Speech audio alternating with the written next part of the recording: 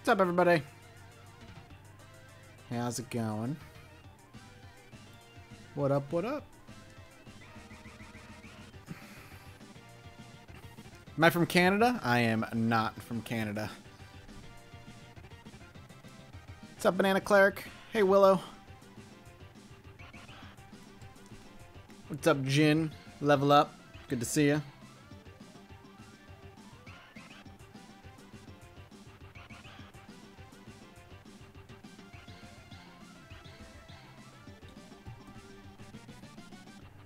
Tigerface, hello. Quillian, Geeky Gamer, a lot of people.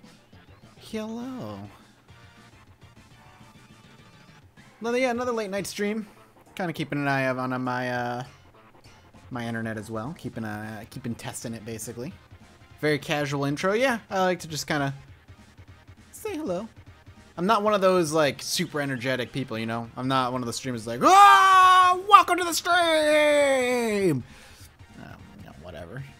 That's some people's thing. That's some people's thing. It ain't mine. I'm a very excited guy. What can I say?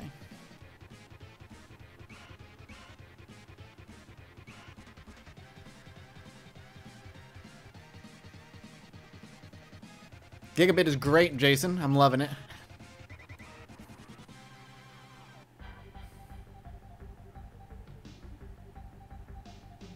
Thought, nah, dude. Thought it was from Northern Lion. Northern Lion is off and doing, prepping for Champions of Fire. I think it goes tomorrow? Something like that?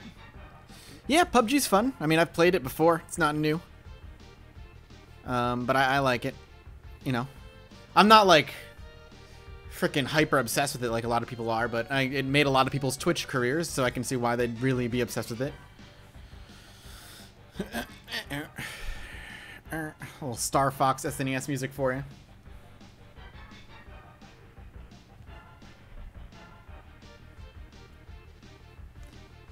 Exactly, 6500 bit rate. Praise the internets. I mean, Gigabit should be something that's just countrywide. It's just ISPs being dicks about it, and not being countrywide.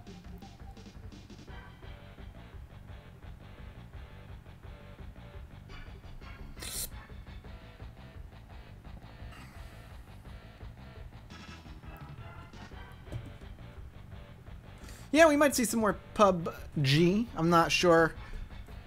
I'm not sure if I want to. I was looking at like the games I feel like playing, and there's not a ton.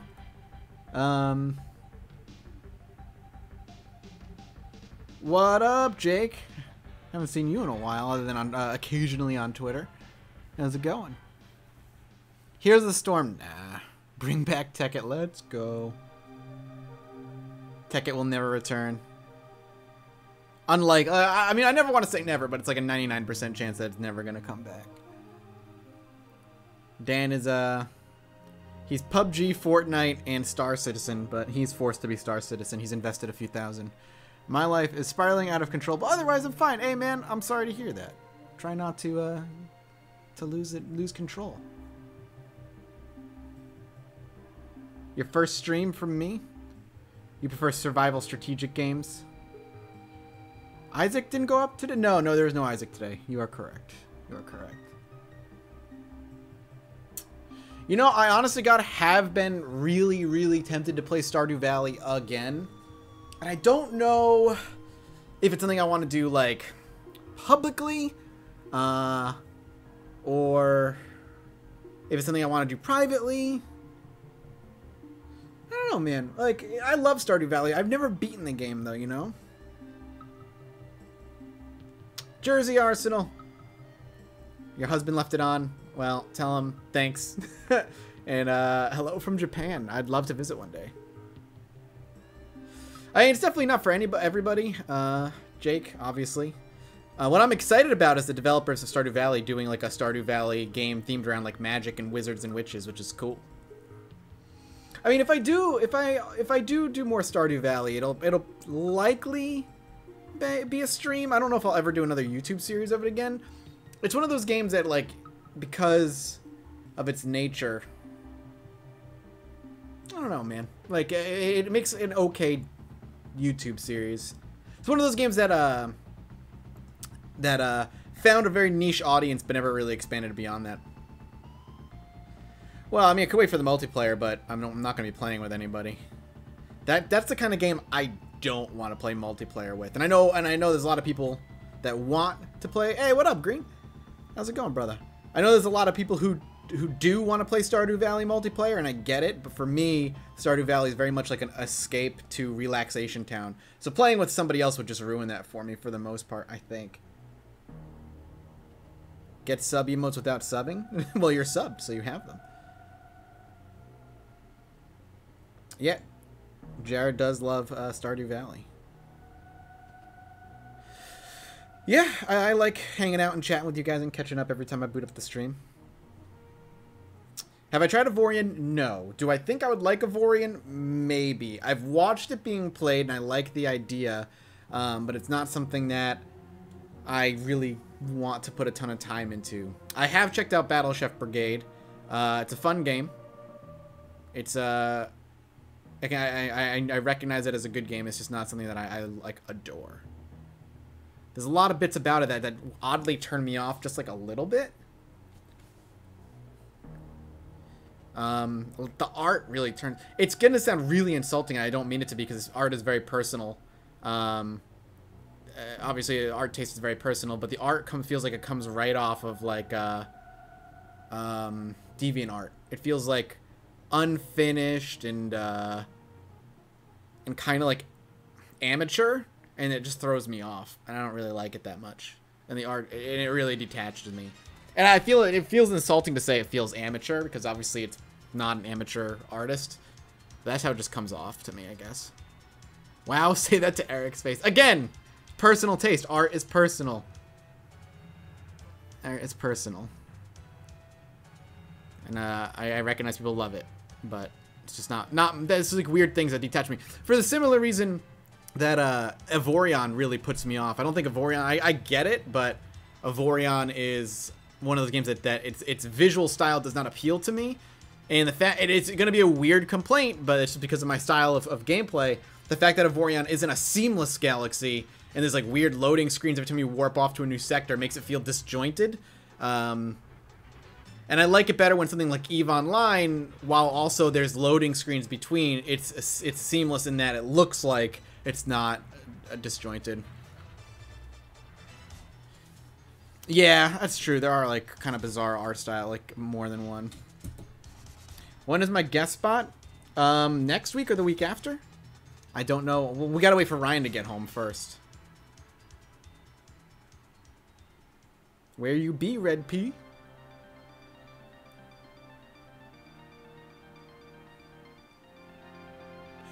Ooh, got the hiccups really, really bad.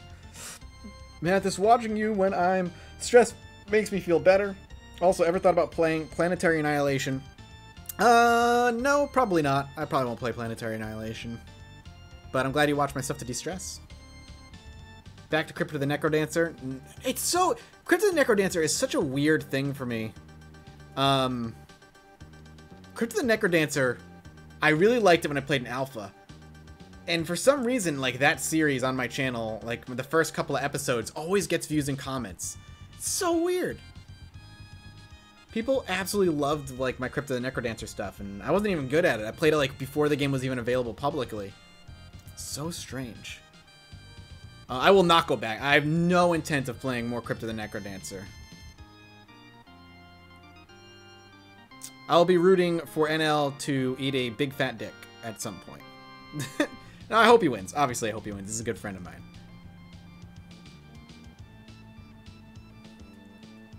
Yeah, I hope he wins.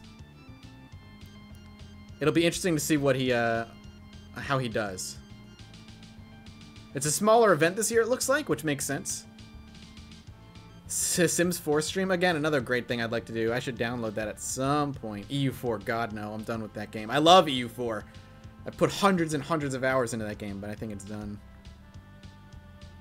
I think it's done for me. Blooper G-Man, what up, bro? What up, brother? Brother. Why didn't you go yourself? Because I don't live in New York and I wasn't invited. Ever played Dragon's Dogma? Yes. And that will be a Judge Mathis at some point. I will be definitely doing a Dragon's Dogma Judge Mathis. Eventually. 100%. I just don't know when yet. There's a lot of games I have lined up for Judge Mathis. I've got pretty much the entirety of, well, December is picked out for Star Wars month, and then January and some of February will be to finish off the Legacy of Kain stuff. So I've got a lot of games lined up before I worry about moving on past that. Have I played Dark Souls 3 DLCs yet? No, I have not. Dragon's Dogma. Dragon's Dogma, I liked a lot, and it really could have benefited from a sequel for all the things that it did wrong that I'd love to see fixed up in a sequel. But Dragon's Dogma had a lot of great ideas. It was like a Monster Hunter mixed with an RPG with like the boss fights. I hope eventually they do make a Dragon's Dogma sequel. I would love one.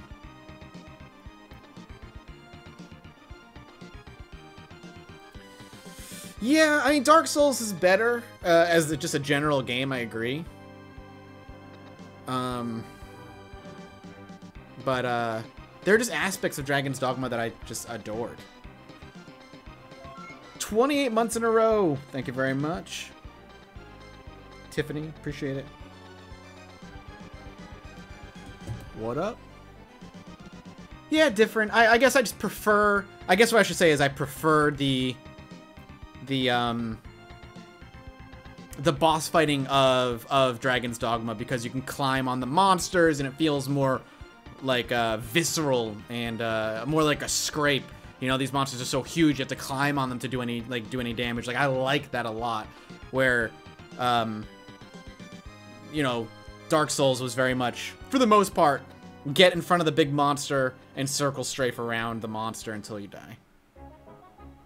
I never played Demon Souls. I never played it.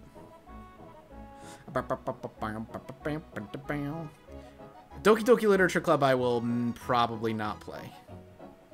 Sounds like, well, it's Capcom 2 Spoons, which is what makes sense. You know, that similar mechanic, that similar fighting style, it makes sense to be in both games. You know, they did an MMO for Dragon's Dogma. Was it Japan or was it like China? Because they did an MMO for Monster Hunter for a long time, but it was China only, which is, you know, weird.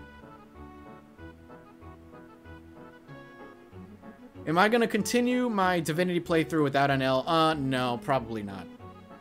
No.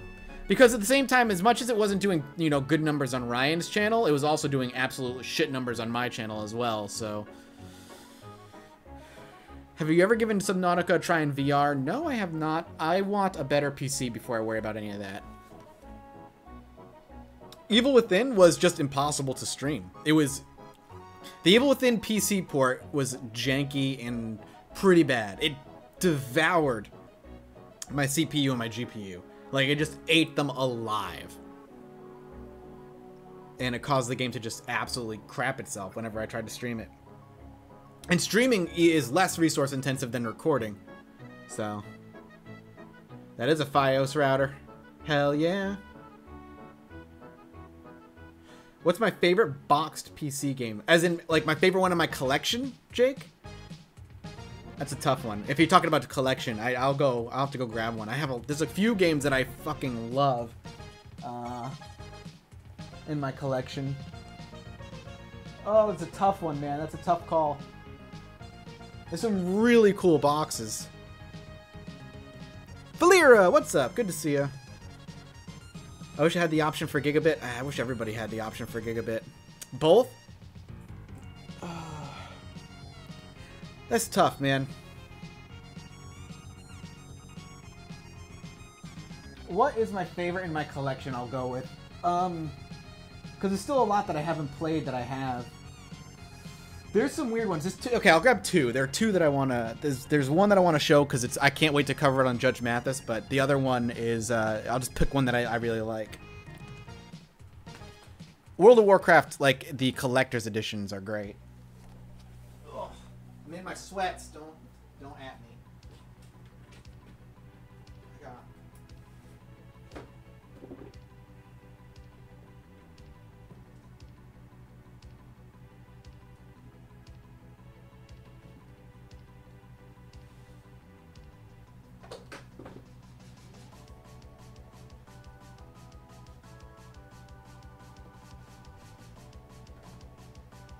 looking for one specific one. There's so many cool ones, though.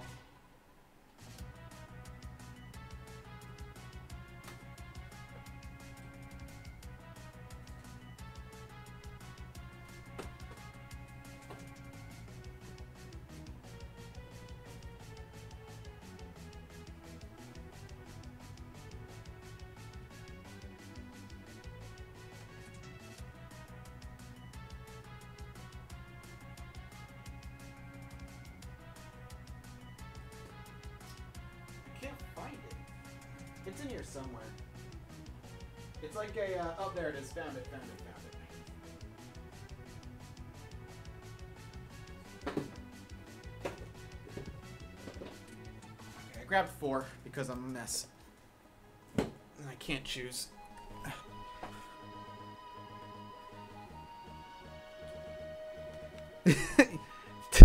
God damn it. Of course. Okay, so I grabbed 4 because there's just some good ones in here that I really, really like.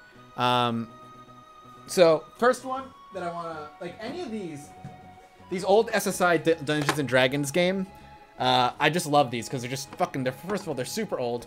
This one's Stronghold. It's like a simulator game, where you kind of rule a kingdom in D&D. But any of these old SSI RPGs, a lot of them are very, like, grid-based, like your old style, like, God, what did they make? They made one not too long ago that was, that I played through. I can't remember it now, but anyway, any SSI game is really, really cool. I don't know if this one has anything neat in it, but I mean, 3.5-inch floppy. I got a bunch in there that have like the old 5.5-inch floppy disks, and a lot of these come with some really cool stuff. These just the old documentation is just really, really neat. I really love it. Whoops, I dropped the top of the box, and you know, it has all the inserts and all that crazy stuff. And also some of my favorite stuff is any of the trapezoid boxes. Up top, you can I can show you if I like go up top. So I got a lot of the trapezoid cases sitting at the top there. You've got like Thief up there. I've got Final Fantasy 8 and 7 up there. Those are really, really like some of my favorite collector stuff. Any of the trapezoid stuff. Then I got this one right here. Is from a big box of stuff that a fan sent me. It's a fucking hentai game, and I can't wait to play it. It's called Knights of Zentar. I got it, and I was like, wow, this looks weird. I've never heard of this game before. What's it about? Oh, it's very anime. It looks interesting. Like the box looks like the back of the box is like barely legible. It's so weird. And it's a hentai game, I found out. Like, it is straight up like boobs and all kinds of stuff. And I'm gonna cover this on Judge Mathis eventually. It's such a weird game. I never heard of this before. It's NR13 warning, but apparently it's like super sexual.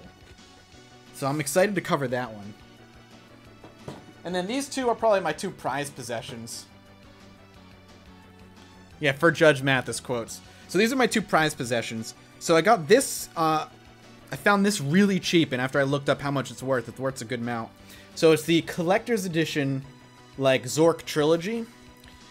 This thing is the original 3 Zorks all in one thing.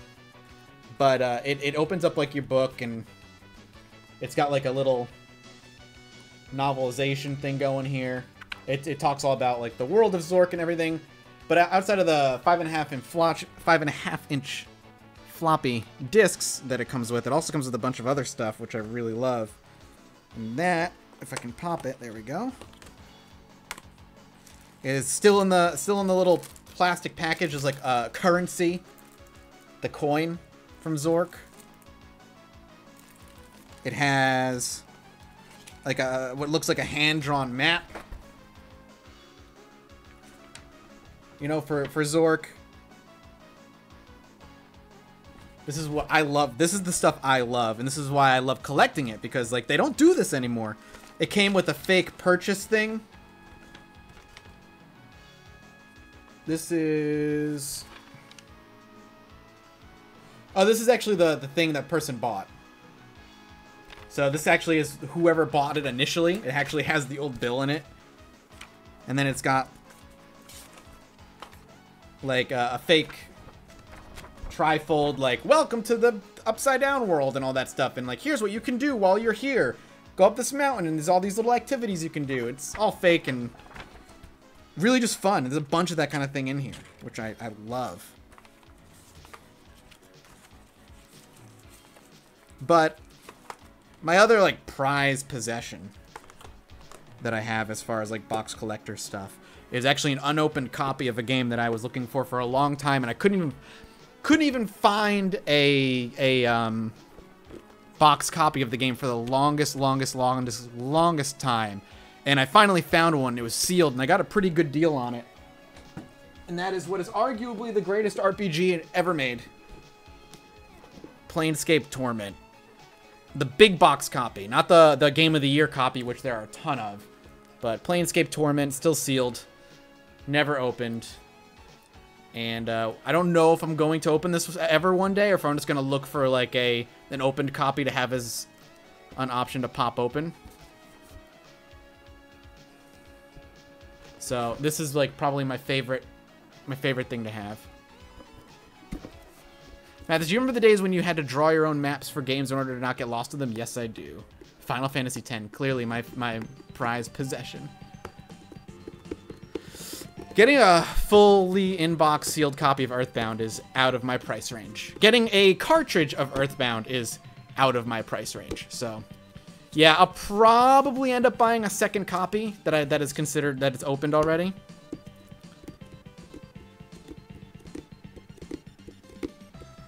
For this copy of Planescape Torment, I paid a little bit above $100. And the reason he brought it down is because the side is like a little sun bleached, so it's not perfect. Like this side is more sun bleached than this side is. So this is the side that was like on the shelf for the long time. So I paid like 100, maybe 150, possibly. I do not have all the WoW Collector's Editions. I have one. I just have Cataclysm. Yeah, Earthbound by itself, just the cartridge, is like $150 to $200, maybe even more. All complete, you're looking at $500. But honestly, like this kind of like an imperfect, like just a sun bleached side, it doesn't bother me. The fact that I was even get a sealed copy that's never been cracked is kind of cool. Like I really like that. I only have one other sealed game, I think, and it was like $30, and it was Afterlife, which is kind of like a SimCity for dead people, basically. Yeah, it's gotten more and more expensive. Yeah, collector's prices are insane. The thing is, like, I don't care. I'm not the kind of guy who gives a shit about finding sealed copies of anything. That doesn't really bother me. I don't really care about sealed copies of anything at all. If it's the only copy I can find of something, I'll grab it, and only then. But like right now, my big hunt, I have a few big hunts that are going to be pricey, and I know they're going to be pricey, and I'm just not going to want to go after them, but I will at some point, is the Elder Scrolls series, 1, 2, and 3 boxed. I do have, will I collect more hentai games? Of course.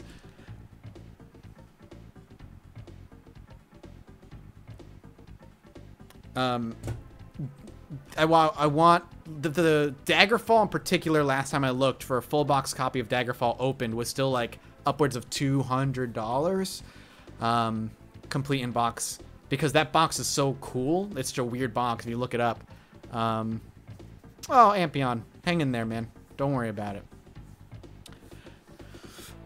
So I want the Elder Scrolls series box. I have the anthology. I actually got the anthology when they made that maybe like for a few years ago, the full anthology thing for $30 at Target because they had marked it for clearance. I have that, but I want the original TES like complete box copies. And the other things that I'm missing, I have a couple of them, but I'll show you. Hang on. Sorry, I know I'm keep getting up. This is like my favorite hobby in the world. So you have to. I have a passion for this, man. I have a passion for this stuff.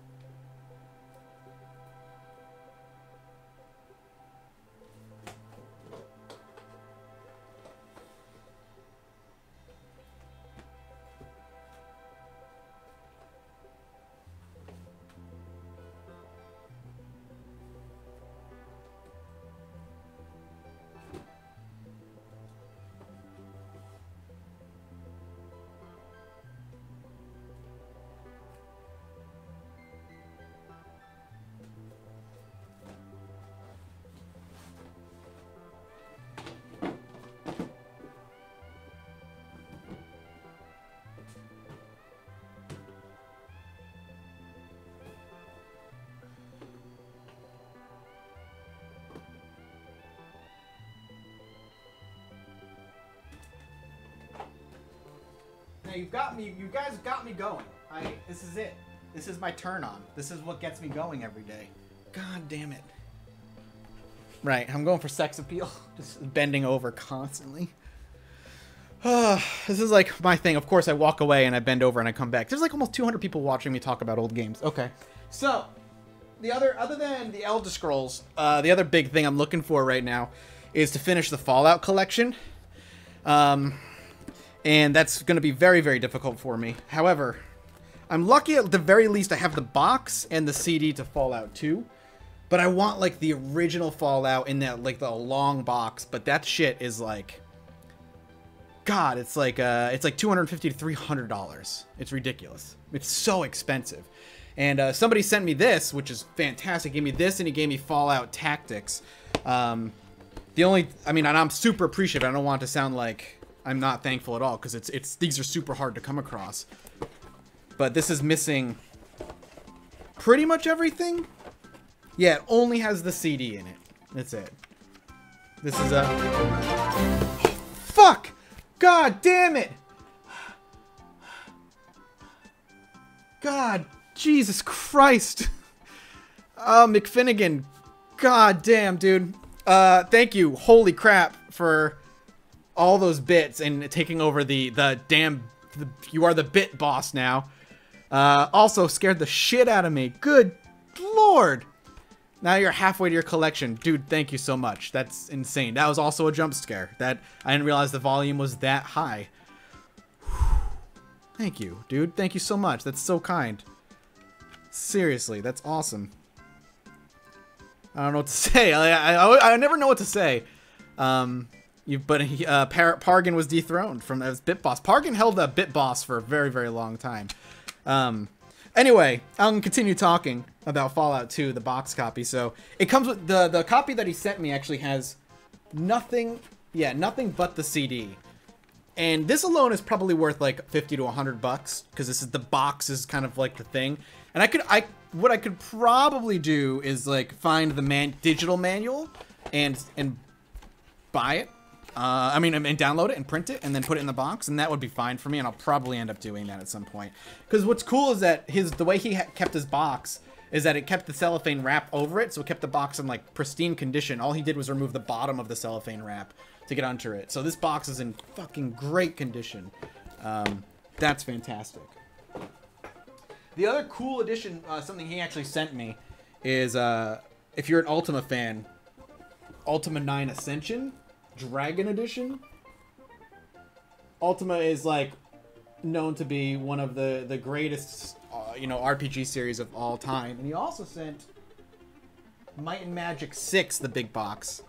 But yeah, he was a smart man. That's Zephyr. But this is really cool, because outside obviously the CDs that it comes with, it has a freaking cloth map, which I love, of Britannia. Oh, that was upside down. Super Mario, Jake, are you trying to cause trouble? Trying to cause trouble here? Has like a cloth map in it, which is so cool. And it has like greetings from the citizens of Britannia, like paper, like thanking people. It has a little like thing you can put on like your keychain, and in a little envelope. Like he kept this thing in pristine condition. The cards, like the tarot cards kind of thing that go with it. That's really neat. It's just a shame, like this is the kind of thing that isn't done anymore in Oni Snake LP. Thank you so much for the Twitch Prime sub, man. Welcome to the community. Another step closer to new emotes. And then the bottom. Oh, dude. I didn't even know I had this in here. Dude, I did this game for my 1-year anniversary episode on Judge Mathis. Freaking Nox. It has a Nox ad in it. Nox is such an underrated game. Play Nox. You can get it super cheap on GOG. If you like Diablo-style games, but with a more focus on a story, like, Nox is great, man. It's such a good game. I miss when companies did this too, and at the very, very bottom, it's still there. is a poster, like a little poster for Ultima 9. This is another great little collection that he sent me. And I try to keep a really good care of it. And then let's see, couple of games. Some of my favorite Trapezoid ones. I just got this in. I got Legacy of Kain Soul Reaver. If I'm boring you, by the way, I apologize, but Legacy of Kain Soul Reaver in the big PC box, which, mind you, hang on, I'm gonna go grab something so I can compare.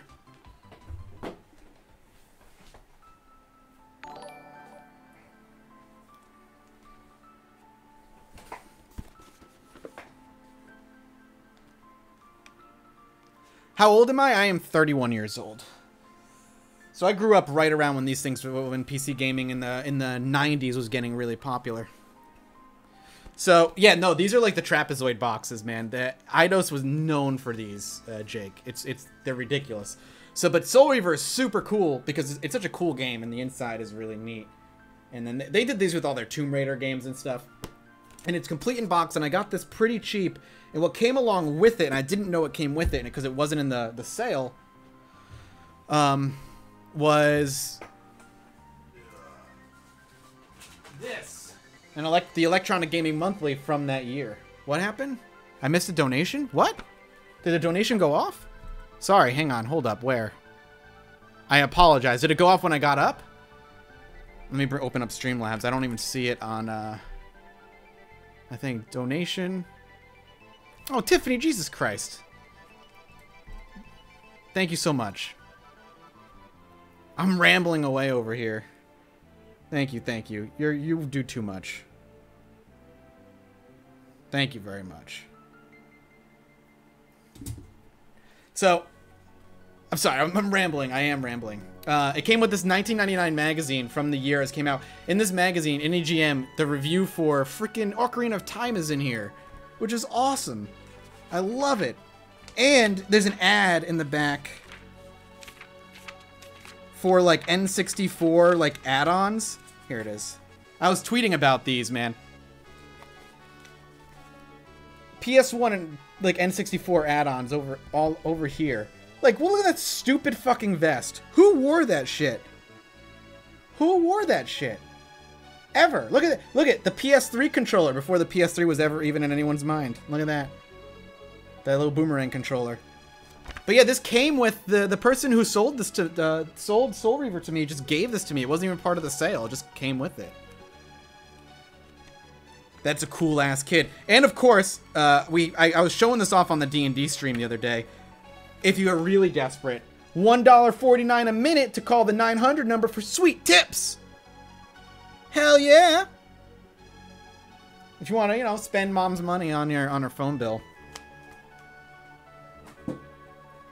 But this was really cool to find because this is the next game I'm covering in the series, obviously. Show the OOT review? Yeah. Let me read out some of the best parts of that review. I'll pop that real quick. How do I feel about the FF7 remake? I have no feelings on it until it comes out. Then I'll have some feelings on it, but for now, I have zero feelings on it. I'm a little worried, but not too worried. So the reviewers that are featured in this magazine are Crispin Boyer, John Davison, Dean Hager, Dan Su, John Ricciardi, Sean Smith, and Sushi X. Whoever Sushi X is. You can... The Zelda music, though, right? Good timing. Those are the reviewers that are in this magazine right now. There's Bust-A-Move right there.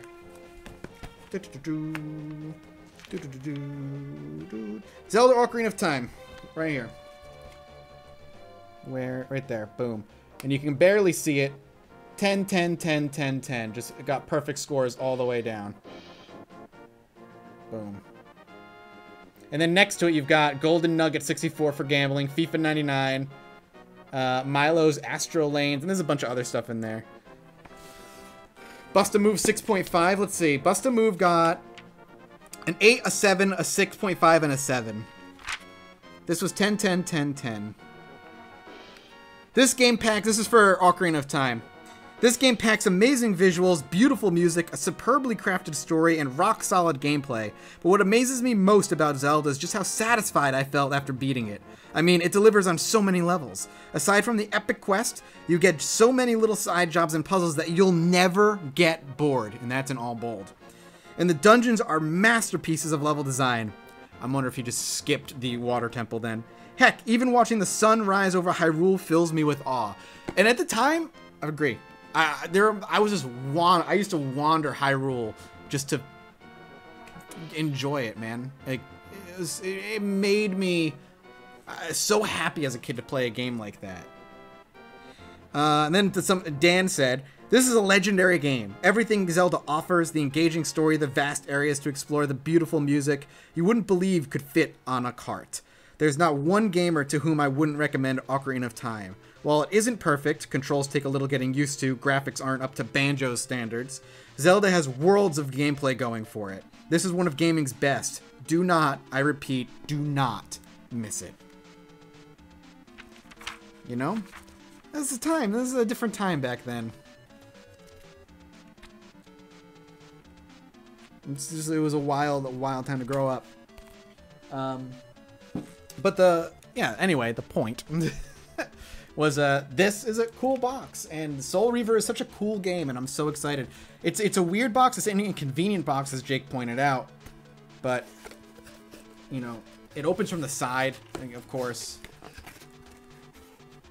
But I didn't even finish taking it out before. Like, I took it out and put it back.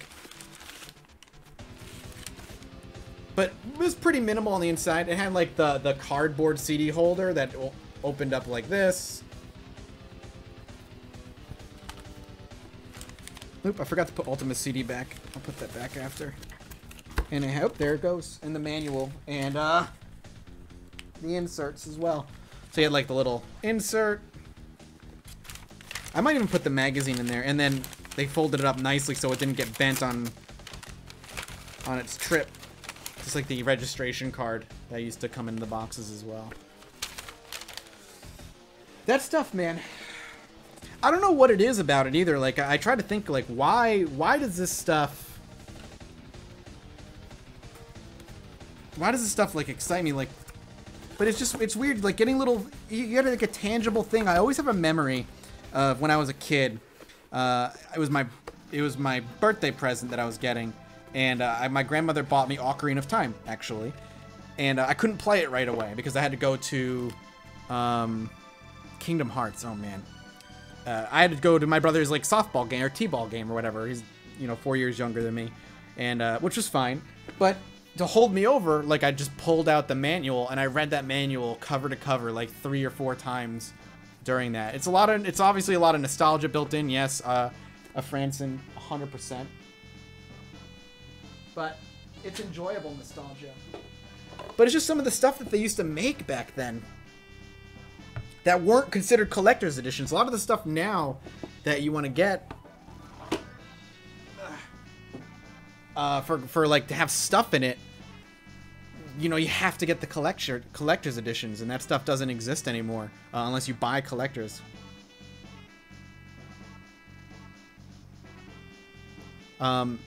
So the other thing I wanted to grab is, as a collector, like, I'm trying, when I tackle a series, I like to have all of the copies that are out there for the series.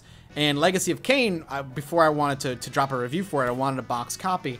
And I was looking for so long for a box copy of Legacy of Kain Blood Omen, the first one on PC, because it came out on PC the same year it came out on PS1, but it came out on PS1 first and then a few months later.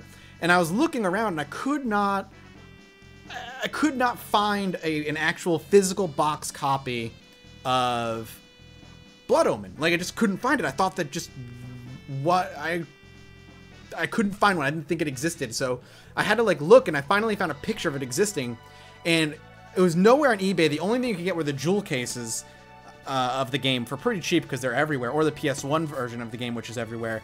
But I was finally able to find a copy of this game in its box, and I oddly found it on Amazon from a third-party seller.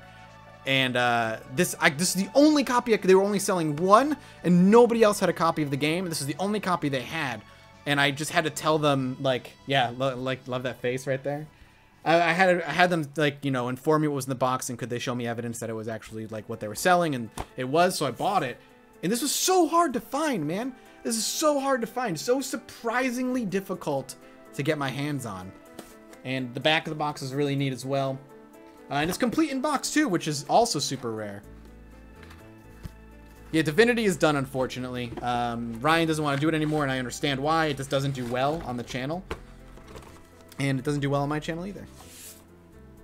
But then you get stuff like this. Like, this is the manual for it. It's like a thick-ass manual. Thick, with the 2 C's.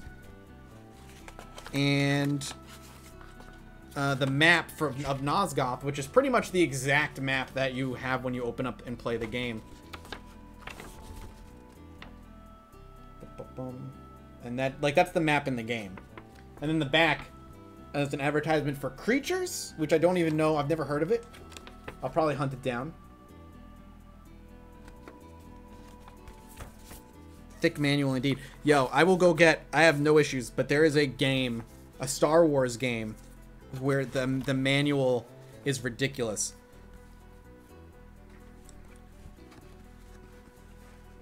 Are games better now than they were 10 years ago? I mean, yes. I think that's just... I don't want to say it's a silly question to ask, but, like, you know, and I'm sure you probably agree, Jake, like, just because technology has come so far, games can be better. Speaking of older games, you know what I'd love to hear your opinion someday is Xenogears. Xenogears is a great series.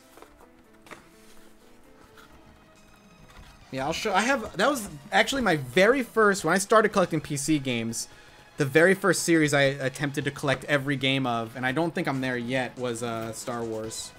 I don't know what games I'm missing, but I'm sure I'm missing some. Well, I know I'm missing KOTOR games. I know I'm missing all the KOTOR games on PC. So...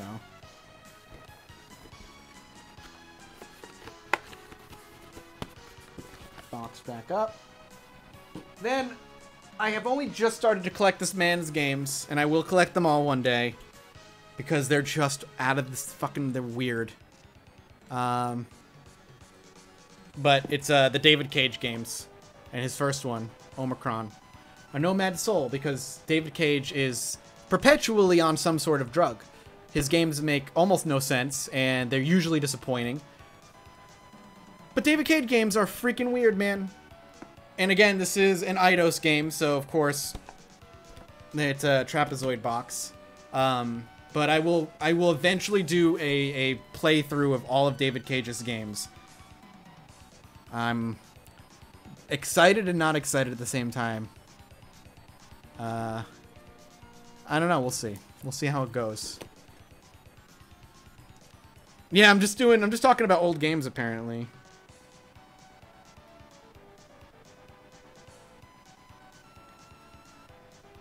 Detroit worries me, we'll see.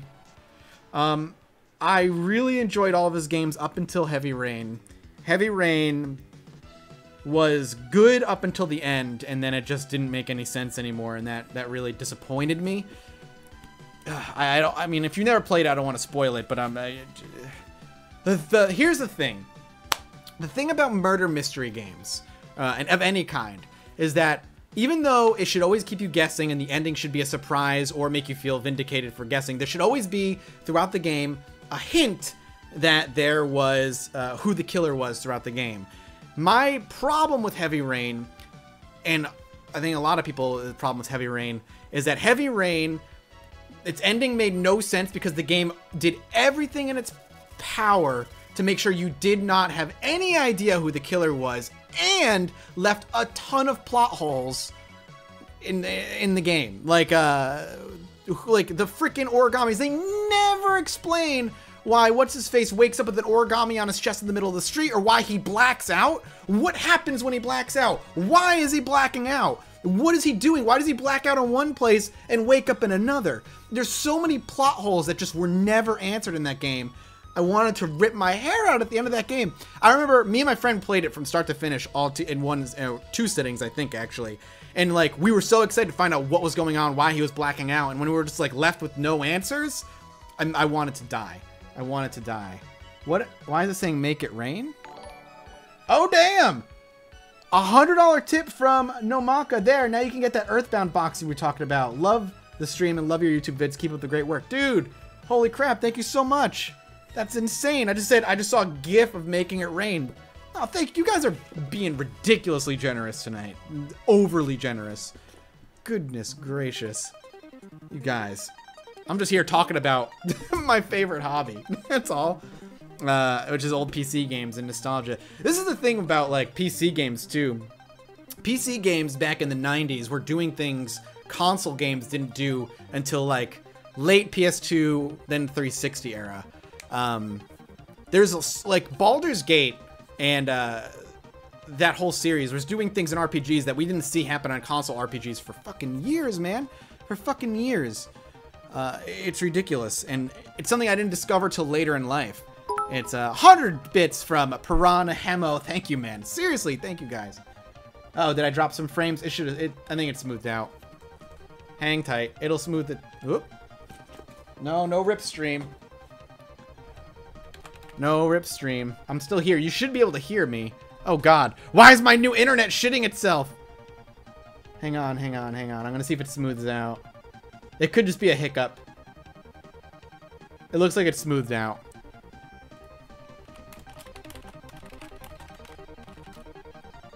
No, it smoothed out. Just dropped a little bit there. That was weird. Not sure why. We good. Anyway. Comcast is pissed. It's still trying to screw me over, but, like, all the Baldur's Gate, like, I have the entire Baldur's Gate collection, so I did a bunch of tangents for a bunch. When I first started collecting, the very first thing I started to do was collect Star Wars games. All the Star Wars games I can get my hands on. And I have almost all of them. Almost. Not all of them. I'm missing KOTOR at the very least. I'm sure I'm missing a few more. But I have almost all of the Star Wars PC games that were released. Next, I started doing the Baldur's Gate stuff. And I got all the Baldur's Gate from starting all the way down and then all the way to Icewind Dale. I think I'm missing Icewind Dale 2. But that's easy. I can pick that up no problem. That was like my next collection. So when I go for a series, I try and get the whole series all in one go if I can, and at a reasonable price, or if I can. So that was, I kind of started that tangent initially when what do you call it? I was talking about Legacy of Kain because I've got Legacy of Kain 1, Blood Omen 1, Soul Reaver 1, and Blood Omen 2 in PC. I need to get Soul Reaver 2 still, and then Defiance on PC as well.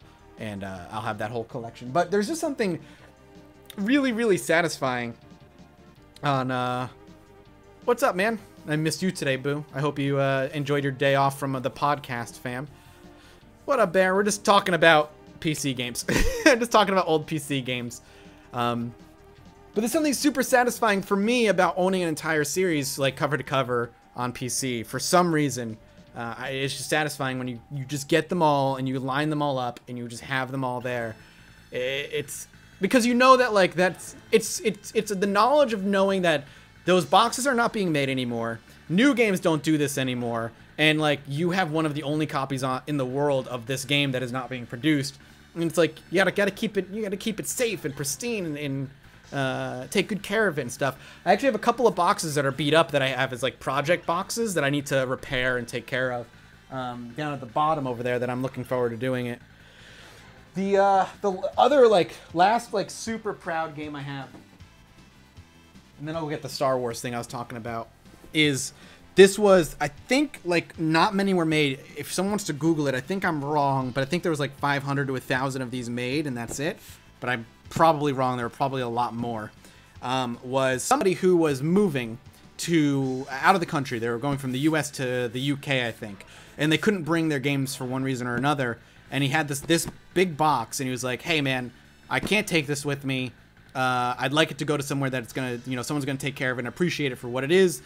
Is this something that you would want?" And I was like, "Absolutely. I promise I'll take good care of it, and I'll, keep it safe and dry and all that stuff." And that is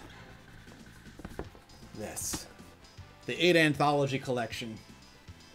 I fucking love this box. If you want to look it up on Google, I don't know how many of these were made, but not many were made.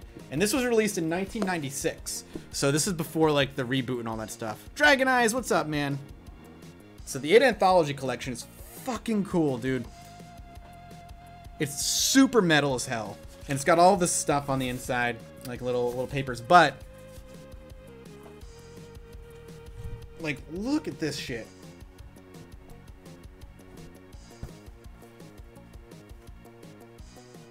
Like, look how fucking cool that is. And it's all, like, perfectly in there. Doesn't look touched at all. So, It Anthology, if people don't know who it is, which is possible. You know, creators of Doom, Wolfenstein, all that stuff. It says 10,000. I knew there was only a few made. And this is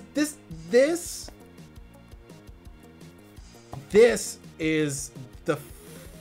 Am I dropping frames again? No, hang tight. We're good. It was just a chunk. It was just a chunk. This is where they keep the CDs. And it's fucking cool. And it has like this book inside that like talks about the games and the art and like the developers.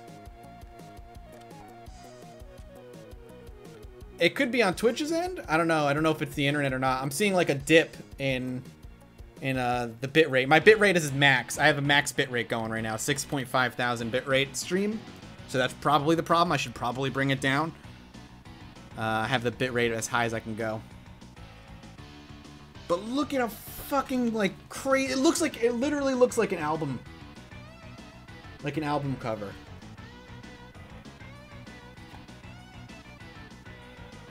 It's badass, dude. It's so badass. Banana Cleric, treat yourself with $20. Thank you so much, madame. I appreciate it. Seriously, you guys are being ridiculously generous tonight. All because I'm sitting here gushing over box PC stuff. Here I am thinking I was gonna play video games tonight, but I'm not. I'm clearly just geeking out. And it's got like this really fucking cool metal figure of a cyber demon. Yeah, 1996. It's full on metal. Like they didn't make many of these. The only downside to this is that it's missing the t-shirt. There's a t-shirt that came with it, and I don't have it. The guy didn't have the t-shirt. He obviously wore it and probably kept it, which is understandable. And there's like a bunch of posters in here. What up? How's it going? It's wild, man. There's like dog chains that have the id symbol on them. And then down here, there's a... it came with a prepaid calling card. It came with a prepaid calling card. You want to use it, guys? It's got 5 units on it, whatever that means. Voice prompt, dial the number, dial the area code. That's cool. I'm just gonna put that back down there.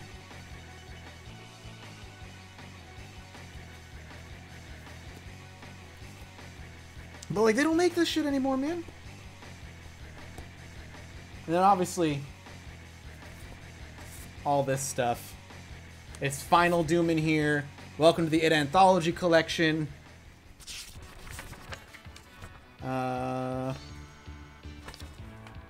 Yeah, just like says welcome, here's how you install it all.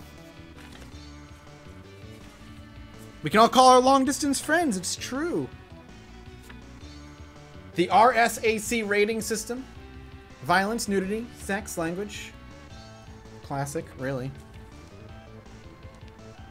Doom 3, alright, listen. I liked Doom 3 a lot, but I recognize it wasn't a very good Doom game. But it was still a pretty good game. I really liked it a lot. Did you know that Peppa Pig's father was the Dungeon Keeper narrator? That's awesome.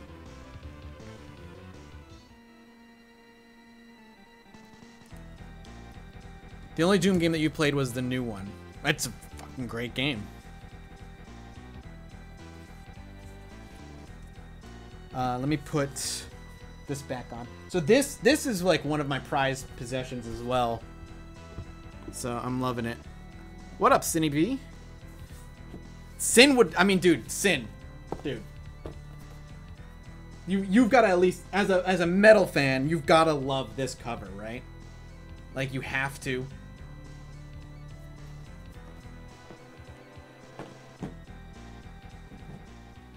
I'm assuming you must. Let me get the next... Do you want to see more games, or do you want to be done? Do you want to be... I can keep grabbing shit if you guys want to see more. If we want to keep going hardcore nostalgia mode. Because there's some interesting other cases that I've got from just like bizarro games that I don't really know. More games. Yeah, I'll grab some more. Hold up. Let me put these back and I'll grab some more. I'll definitely grab some fucking weird ones that I've got. Because I picked up some weird shit along the way. BTAF Supreme.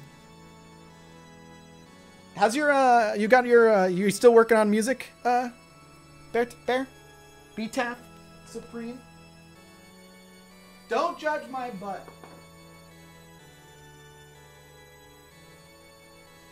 I actually grabbed this because it's fun to show.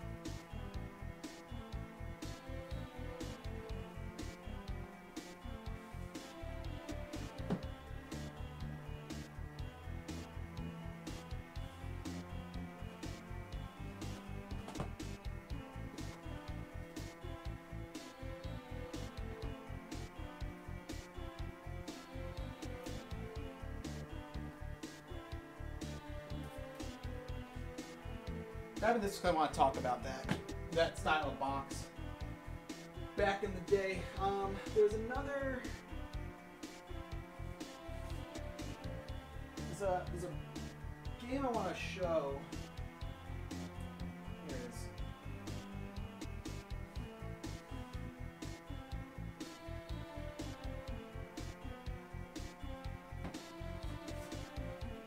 And one other one.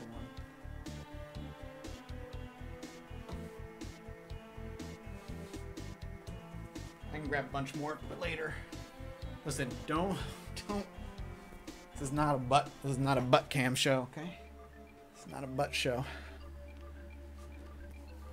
So, I grabbed a bunch because there's a couple things I wanted to show off here, but it's weird.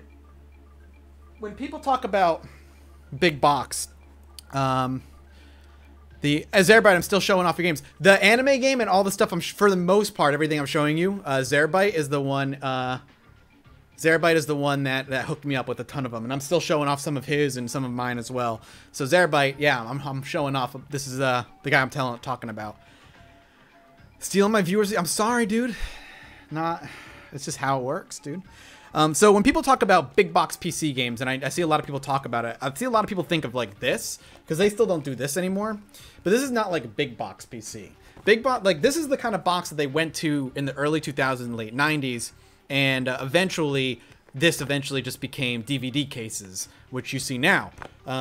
These boxes are less enjoyable for me to collect, though I still grab them for relevant games that I'm looking for. But they're too uniform. There's not a lot of individuality that go along with these. It's your typical like small gatefold box that opens up and has CDs and just the manual in it usually, and that's about it. Evil Genius is a pretty damn good game. I did a video on it already. If you self-plug on my own channel, but the Judge Mathis channel. But these don't, they don't really make these, and they don't even make these anymore. Master Fry Guy, what up, man? Good to see you again. Thank you for the Twitch Prime sub, bud. Appreciate the support. Enjoy your emotes. But these are the games that, like, there's still a bunch of these out there that you can collect, but they're just not as enjoyable to me to grab. But a new Evil Genius is being made. Yes, you are correct. Sweet. So I also grabbed, just to show, they did make Final Fantasy VII and like all that stuff for PC. And this is the Final Fantasy VII case. Back at EB Games, it was like $40 for whenever this person bought it. Complete in box, really, really good condition box, but it's that damn gatefold box. Love gatefold boxes, really enjoyable, because they're cool to look at, but they're a fucking pain in the ass to display. I have to put them at the top of the bookshelf. There's no other place to put them. Maya just readjusting. I don't have Final Fantasy X on PC. Did they put Final Fantasy X on PC? Initially? On its original go, or no? That I'd have to check, because I have Final Fantasy VII and 8 boxed. But, you know, this is really cool. You know, great game. Maya is sleeping right in her beddy. But this is another neat idea for box. This is Final Fantasy VIII, I think, was Eidos as well. Could have been Square Enix at that point. I can't remember. But they did not do a gatefold box or a trapezoid box for Final Fantasy VIII like they did with Final Fantasy VII.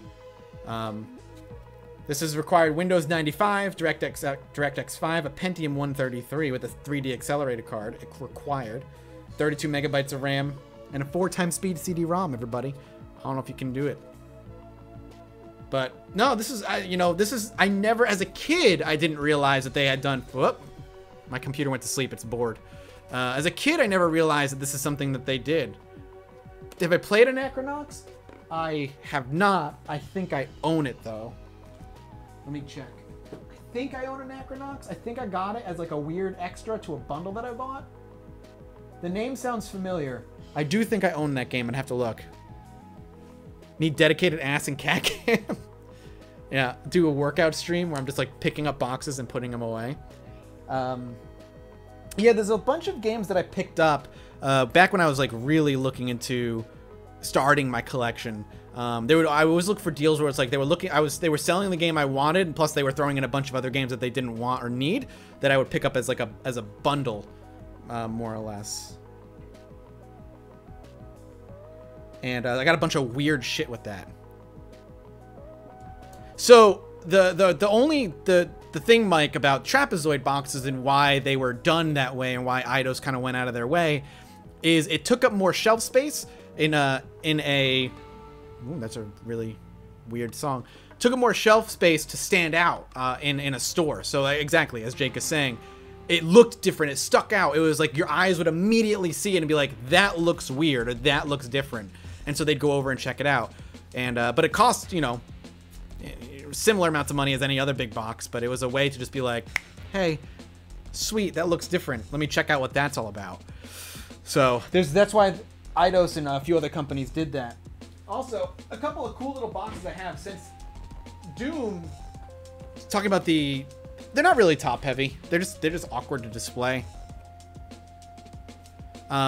Doom, you know, I have the anthology. Doom was actually a freeware game, a shareware game. It didn't cost any money for the most part. You could just get it anywhere. But what that meant was, there were I don't know the specifics on it, but there were a bunch of ways or a bunch of companies that would box and sell Doom as like a storefront thing. So there are so many different editions of boxed copies of Dooms out there floating around that you could find. Final Doom, boxed by different companies, different art, and I have a couple of those, or one of each everything. This one right here is the Doom Companion Edition.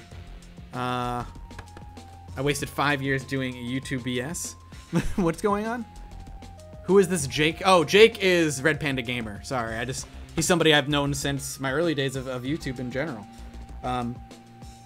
This right here is extra levels of Doom specifically.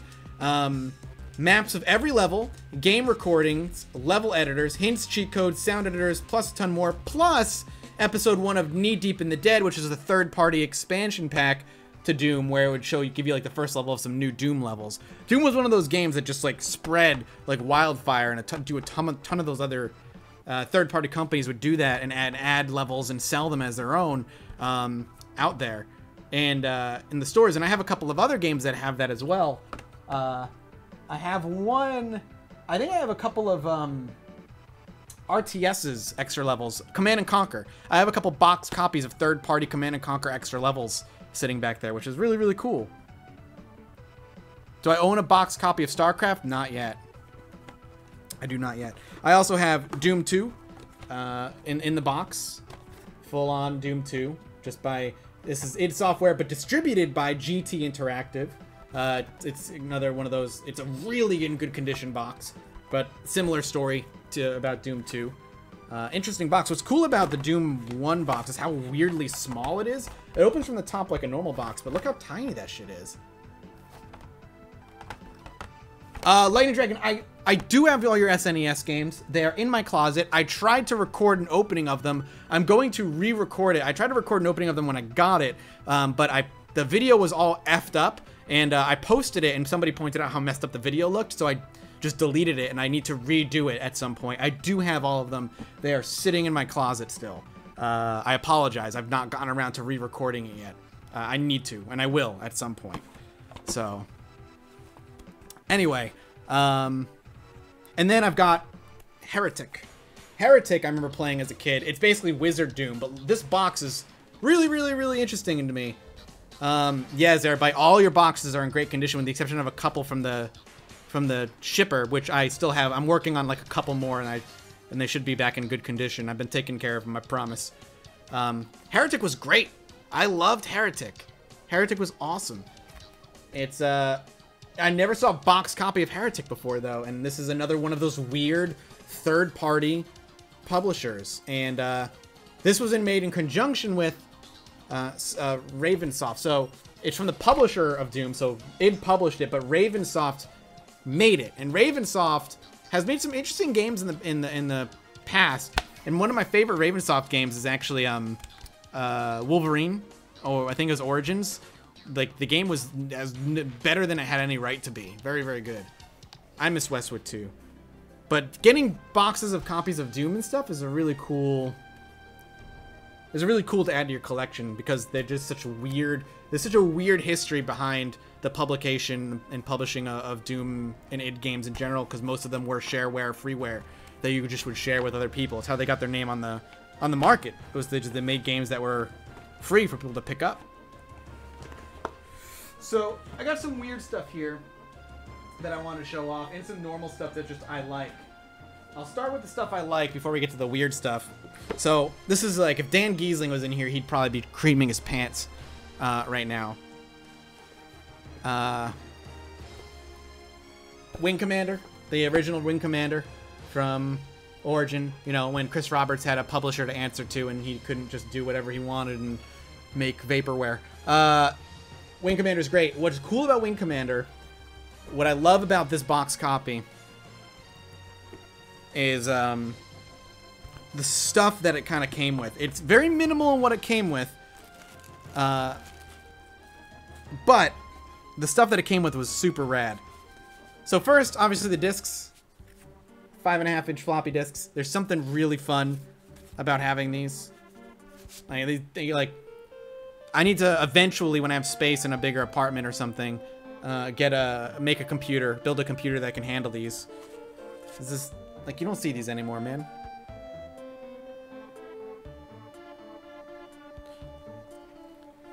Jay, so like, I don't mind because this is cool and fun and everything, but this is going to be the whole stream just hanging out. Yeah, I think I'm probably just gonna hang out.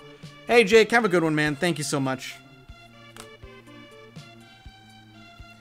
3.0, I realize 3.0 is an update, but it's also I don't want to get into Star Citizen, but the 3.0 update that came out was not the 3.0 update that they initially promised. It's watered down, and while you can go from the space to the planet in the 3.0 update, outside of poor optimization, it's a vapid update. It's physically something you can see, it's cool, but there's been almost no development on like the back end stuff.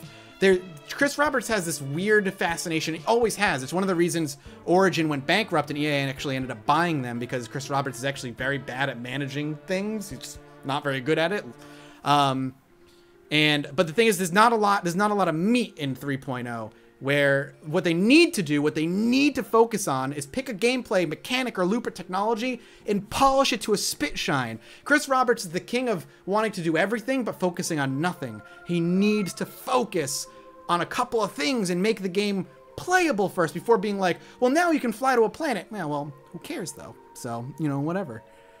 He has a hard time focusing, but again, it's his history. That's how he's always been.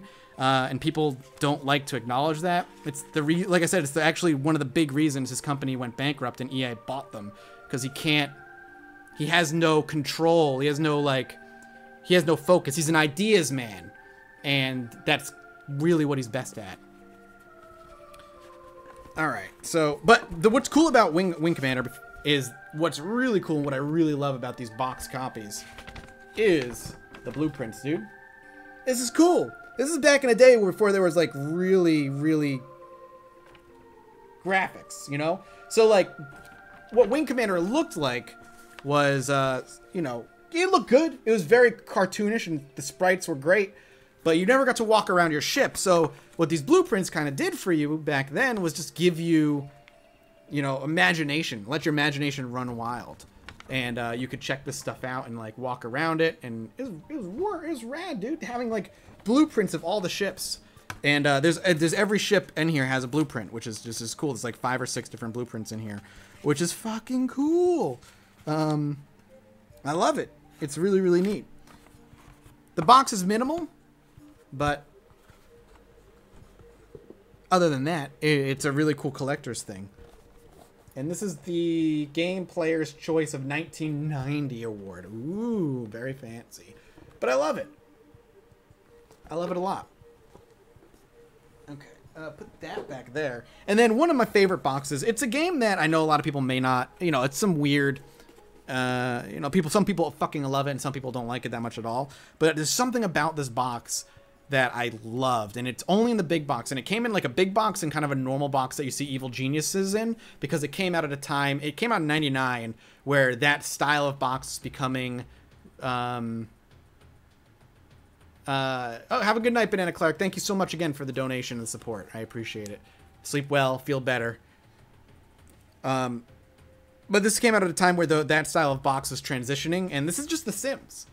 But the Sims big box is really cool. I like it. It's got a weird, like, you know, 1950s style kind of theme going with the coloration and the way it's presenting all of its stuff. And The Sims obviously is inarguably one of the most influential games that ever came out.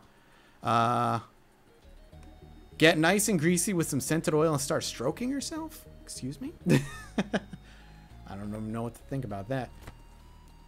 But there's something really cool about these boxes. The Sims box is just a nice visual thing to collect. And it was just neat. Yeah, the box is dope. Not 1950s video games, just like the aesthetic. Like back how they, like the 1950s visuals were on like television and all kinds of stuff. They very much went, you know, with this at the very least, that kind of idea. I will never strip teeth for bits that will get me banned off Twitch. Yeah, the box is cool, Lord Freer. It's just like a neat little collector's edition thing. And again, there's like different kinds of boxes out there, but finding like the big one is awesome. I love it. I love this box a lot. And I like it too because, like I said, it's during that time where boxes were transitioning from big to smaller boxes, so... Yeah, 1950s Art Deco mixed with the 90s kind of thing.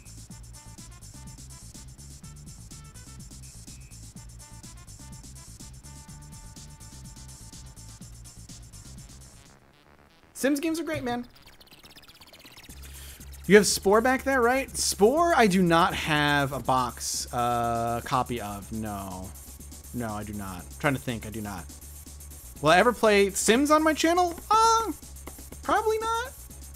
I played a little bit of Sims 4 on the channel, and it did not do well. People did not really care. Yeah, the visual style is immediately recognizable. Fallout board games? I'm super, super, super excited for the Fallout board games. Speaking of, I actually own a Star Wars board game you can see back here. Whoop, right here. Star Wars Rebellion. This came out like a year, maybe 2 years ago. And it's a really complicated but really great board game. That's 2 players. You can play 4 players, but it's made to be 2 players. Yeah, I'll grab the Deus Ex box here in a second. But the reason I bring up that board game is because something I did not know is that that board game was actually based off of a 1990s Star Wars PC game. Rebellion is great.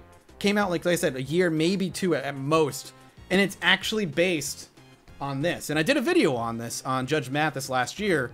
I had no idea this game existed. I had no idea this thing was even a thing.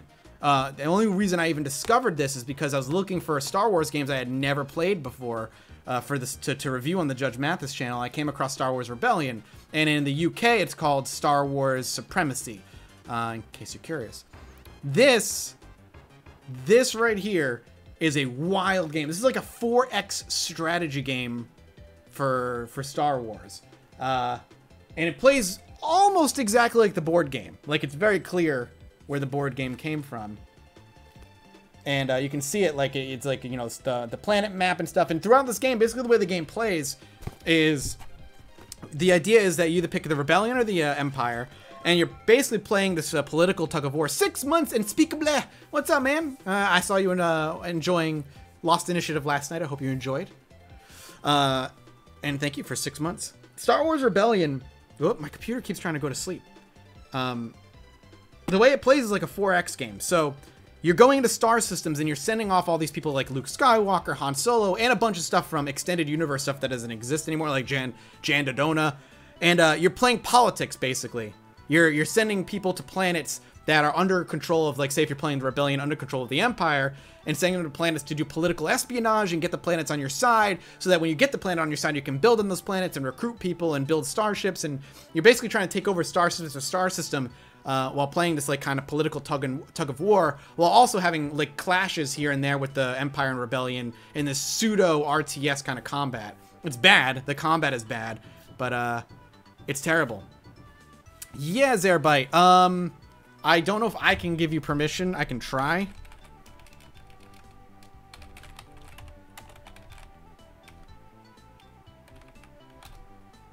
Yeah, I don't know how to give you permission. I can make you mod for a second, and that'll probably do it. So I'll drop mod on you just for a bit. I know there's a command that does it, but usually I'm not the one that has to do it. Okay, the list of people watching is not loading all the way. Flippy Bear with a Twitch Prime sub. Thank you so much. If you want to, Zerbite, tweet me the link and I can tweet it out for you. The other thing that's really fucking... I tried permit. Let me try again. Maybe I tried permission. Permit, Zerbite. No, it says unrecognized command. So I don't know. The other cool thing about this, and the thing that blew me away when I popped this open, is that the manual for this game is ridiculous. This is the manual for the game. This is the manual that comes with the freaking game. To teach you how to play, because there's no tutorial. It doesn't work like that. This thing, Tikapo with a Twitch Prime sub. Jesus, guys, you guys are being ridiculous tonight. Thank you so much. Seriously. I seriously appreciate it. This is 173 pages to teach you how to play the game. When I saw this when I opened up and I was like, oh Jesus Christ. Luckily, we live in an age of YouTube now. Thank you, Zerbite. I will retweet this. Hello. Let me go ahead and grab that for you guys. If you want to go watch the unboxing of everything in here, you're welcome to do so. Luckily we live in an age of YouTube now, so if I want to learn how to play the game, I actually just popped open a YouTube tutorial that could teach me everything I needed now than I did before. But yeah, that's not a manual, that's a book. Exactly. That was exactly what I was thinking when I opened it. God, man, it was wild. It was so wild.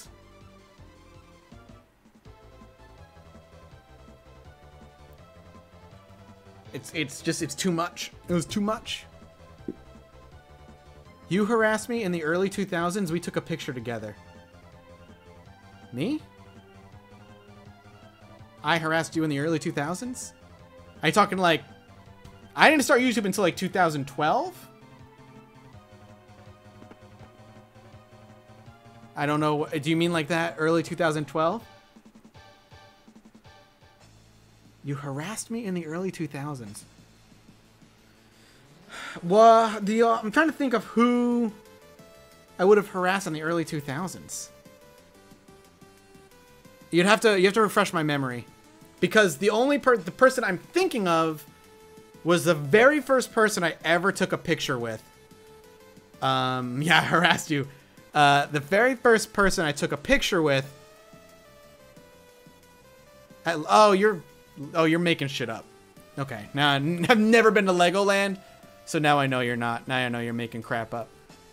I was like, what are you talking about? I thought you were somebody else.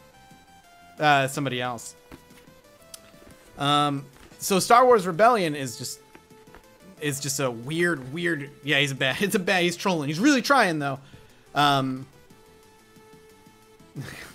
Yeah, does it? Crimson? I'm sure it does. This is a cool game though, because I didn't know that this existed at all. This is such a cool addition to the Star Wars. First Star Wars game I actually bought that started my Star Wars collection too, which is cool. But really interesting piece of Star Wars like PC game trivia.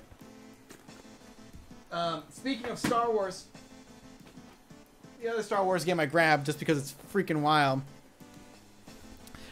is I got this super cheap. The box is kind of beat up. I'll time him out if he gets out of control. We'll see if he says anything else, and if he does, what I thought was the first person I ever took a picture with, I'll never forget. All right, adios, home bro. Have a good one. Oop, I tried. I clicked on it. There you go. The first person I ever took a picture with that I'll never forget. When I was YouTubing was actually back at PAX East 2012, 2013 maybe, and he was at the very top floor in the indie scene. He was the very first person who ever recognized me, and it was in the indie area. And I remember just talking to him and taking a picture with him and tweeting it out, and I'll never forget that. I forgot his name, but it's also probably the only time I ever met him. I'll never forget that. It was such a cool experience for me. So another bizarre Star Wars game that I'm sure people have played before. Awkward handshake stories. Usually I'm the awkward one when it comes to awkward handshakes. Is the Software Toolworks Star Wars Chess. This is Star Wars Chess. It's very simple. It has some really interesting animation, though it's very, very, very violent for Star Wars-ish. But what I love about this box and is the back and how hard it tries to sell you on the idea of what this game can give you. They might have done Chess Master. It would make sense. But so they said nearly 5,000. I'm gonna lower this. It's music's a little loud. You should still be able to hear it. So they the back of the box makes you almost feel bad for these people who developed it. Nearly 5,000 frames of painstakingly hand-drawn cell animation. The largest animated chess program ever created. 72 unique capture animations, twice the competition's. Oh shit. Animations feature random variations for constantly changing action sequences. Over a year in the making, an American tour de force. That made you feel bad. So, but what I love about this box copy, 486 recommended, of course. What I love about this game, and I can't wait to cover it one day, is how many goddamn discs come in this game. There is no CD. Zero. None. So to fit a game, or to sell a game like that with that much animation for its time,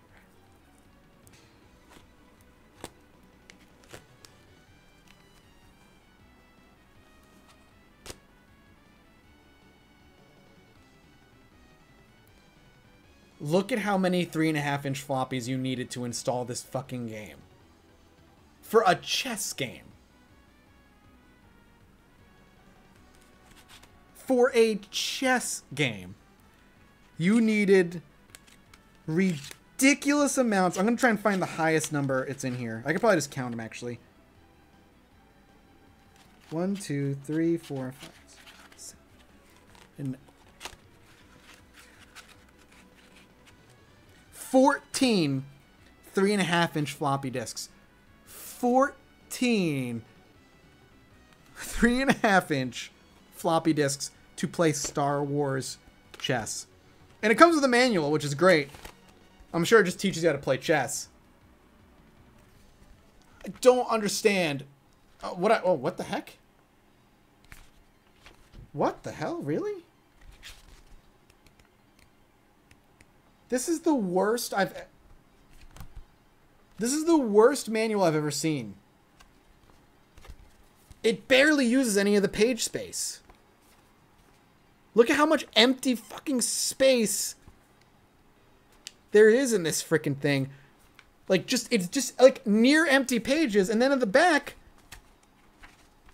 it's just actually empty pages. What? Why is there empty pages back here? I am not going to be taking notes while I play chess, and it doesn't even say notes. It's just empty. It doesn't say notes. Usually, they'll give you blank pages to, like, give you some rooms to take notes. Not this time. What the hell, man? What is the point? It doesn't even say notes. What do you need to take notes in chess for? If you're actually, like, a mega chess fan, like I was for the longest time, and I still love chess, you're playing too many games to take notes.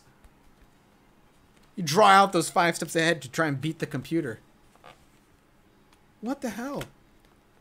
And each one of these discs has 1.44 megabytes on them. So times 14. What? How many are you looking at? How many megabytes are you looking at there? My God. I died when I saw this, man. When I saw this... when I got this box and I saw how ridiculous it was, I loved it, man. I freaking loved it. It is so insane. The box is beat to hell, and I would love to get a better box, but, like, I don't care that much. 20.16 megabytes. There you go.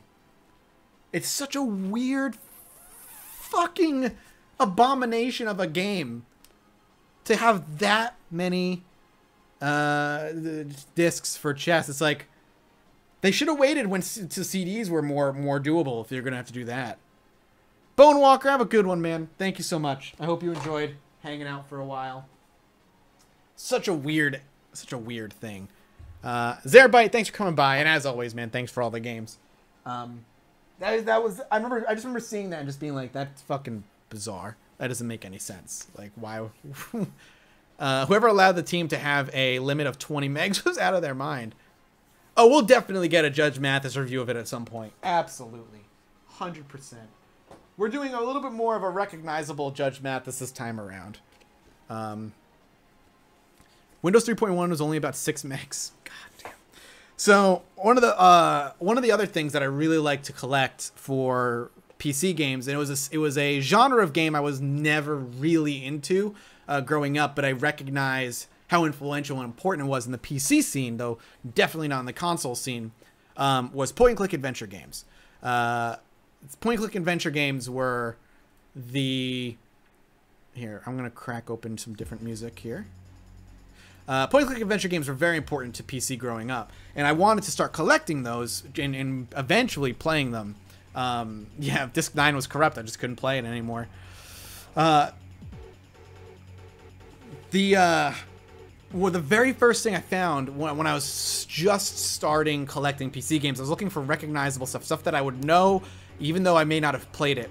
And I did play Myst a little bit back in the day, but I found The Seventh Guest, and I got this copy of The Seventh Guest for $11. It's probably not worth a lot anyway, but I got this for $11, and what I love about The Seventh Guest, outside of it being a very important and recognizable point-and-click adventure game, FMV style, you know, it's Virgin, which back in the day was very prominent back then. And I forget who the woman is that actually headed these games. But the cool thing about this and this box, Lighthouse, a Myst type game, never beat it. I have Lighthouse back there. I've got Lighthouse. I've got Phantasmagoria as well. But what's cool about this and why I really, really liked picking up this thing is because the person who owned it before it, outside of the box being a little bit sun bleached, and it smells like whoever owned it. Like, it smells like an old lady's house, which fits.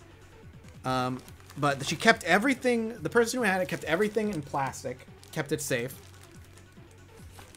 which is great. And it came on a CD, which is right here. But what's cool is that this game came with two really cool pieces of lore building, I guess. Obviously, it came with the manual and everything, but it came with a mini novel, The Strouff Files. It was a very, I don't call it mini novel, probably a short story.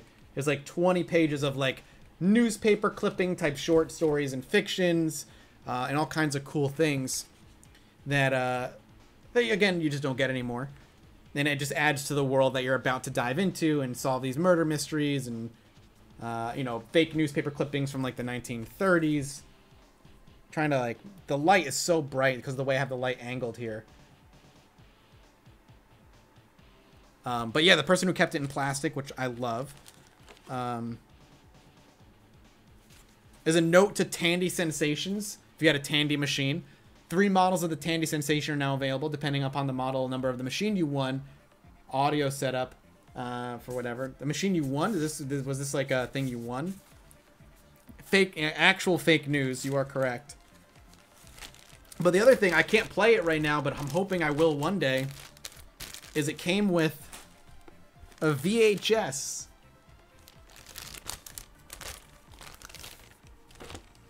It came with a VHS for the making of the special guest, special edition videos. This is like the special edition of the game.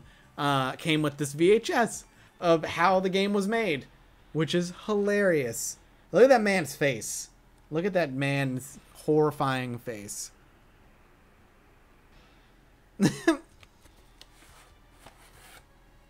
VHS, man. Dead. It's a completely dead media entertainment. 1992. And I love it. I love that it came with a VHS. You can still get them. Just pay extra $99. You'll get the art and lore and PDFs.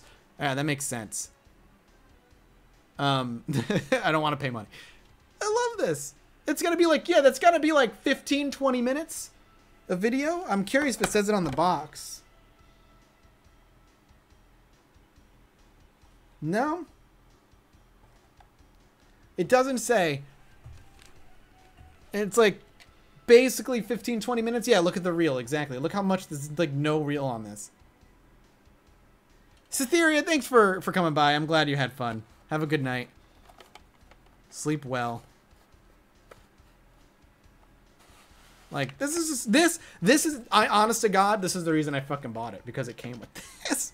Because it came with a freaking VHS on the making of the game. So weird.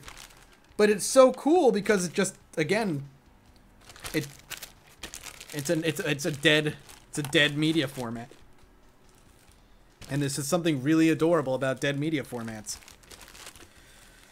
Because you'll never ever see them again. This is Wing Commander.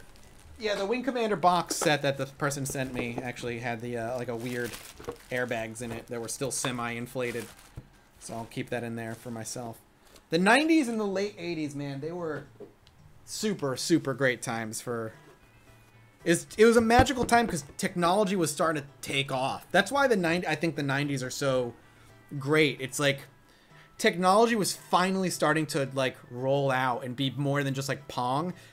You could actually like start to tell stories on a new medium and stuff.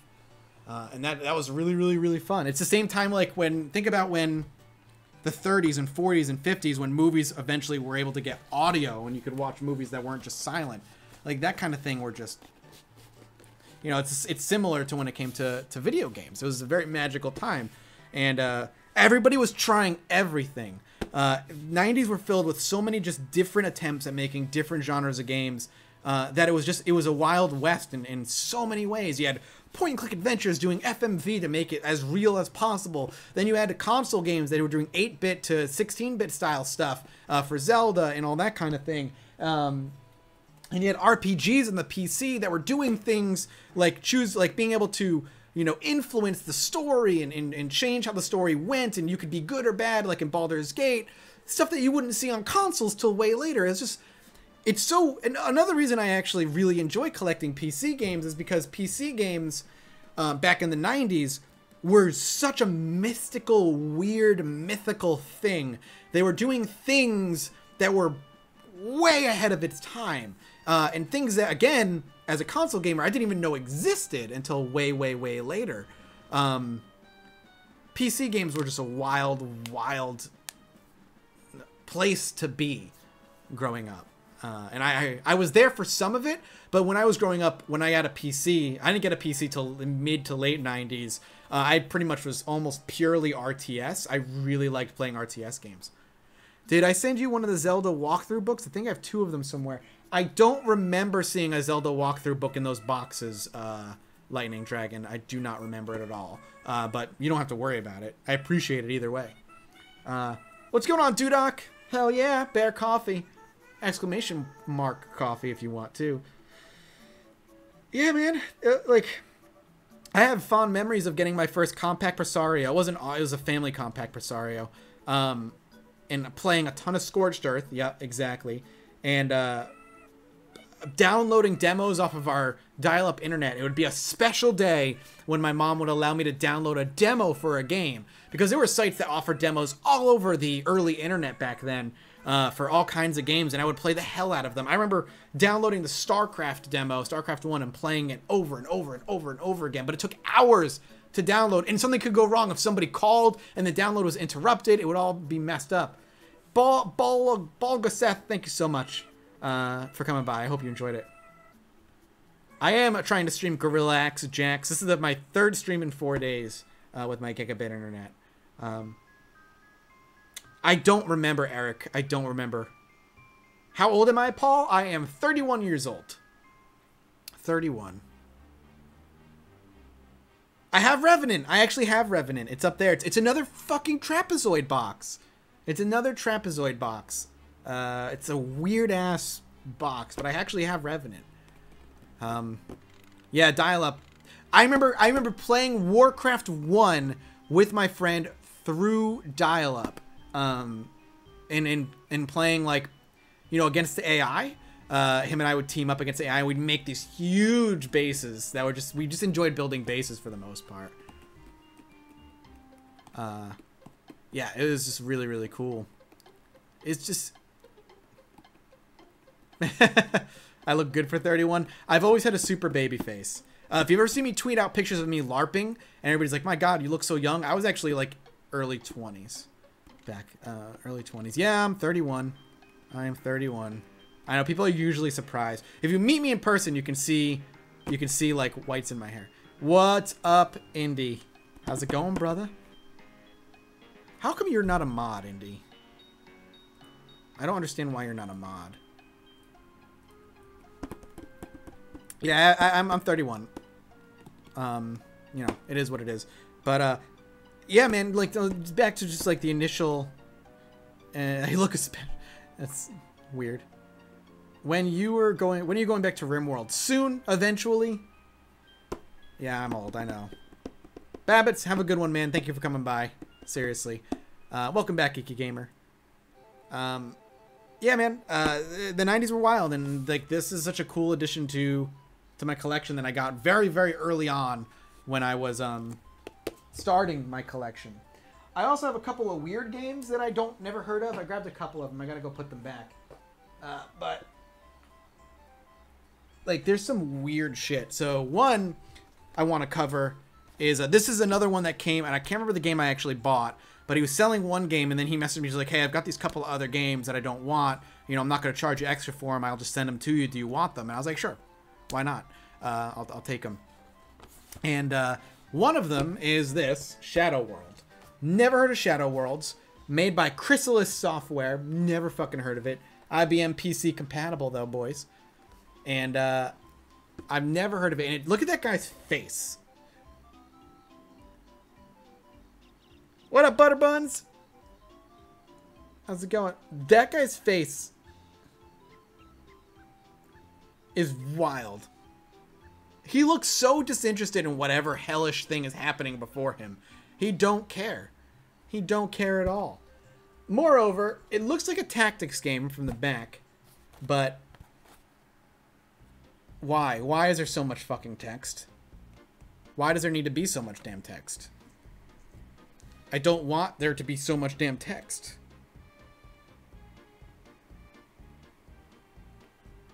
It's just too much. He does look like he's seen some shit. He definitely looks like he has seen some shit. But it's like a tactics game. It looks like a tactics game. But like there's so much text in red and green, and some of it's in another language. Some of it looks like it's in French, some of it looks like it's in Spanish. Like it's just all it's fucking ridiculous. The Angry Skunk, what up? On the 3 planets of the Magna 6 system, you have set up a modest research facility. Nothing too extreme.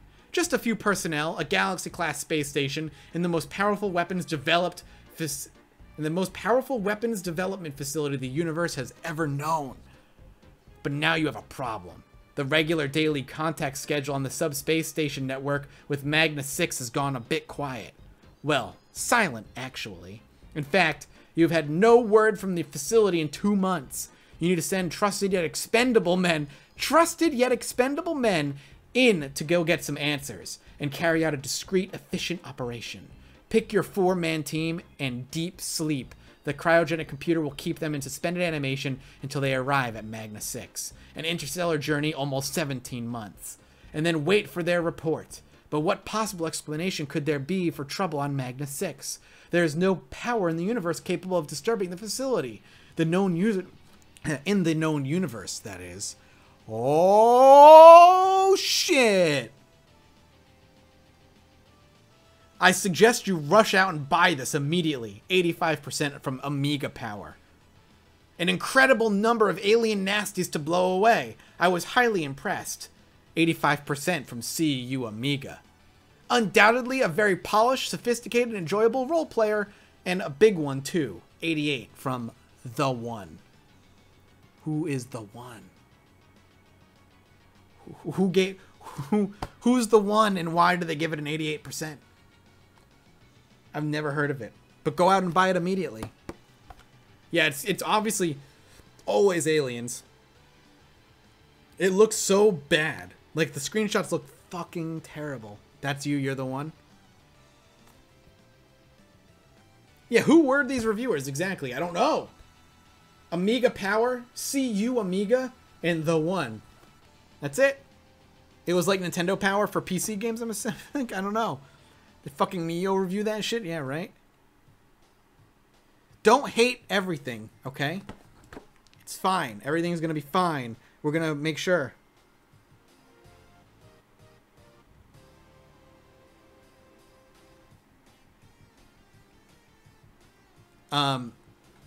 Dude, it's wild. So his face was the thing I was like, yo, I love this dude's face. I've seen some shit face. That would make a great emote. It would be such a good emote. Buy now and get a free wall of text.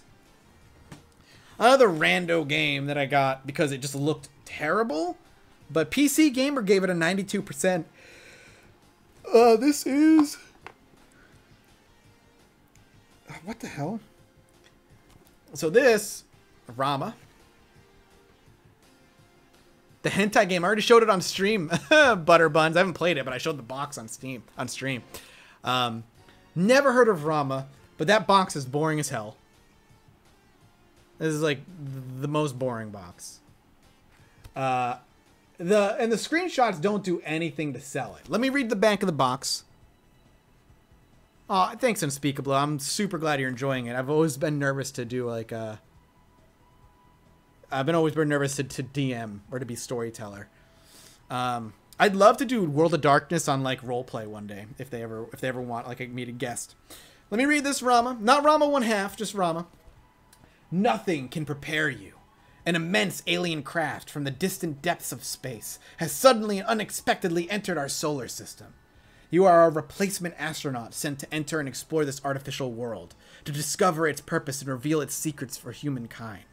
Rama is a startling world of bizarre architecture, engineering marvels, and alien wonders, launched by an unknown intelligence commanding technologies we do not understand.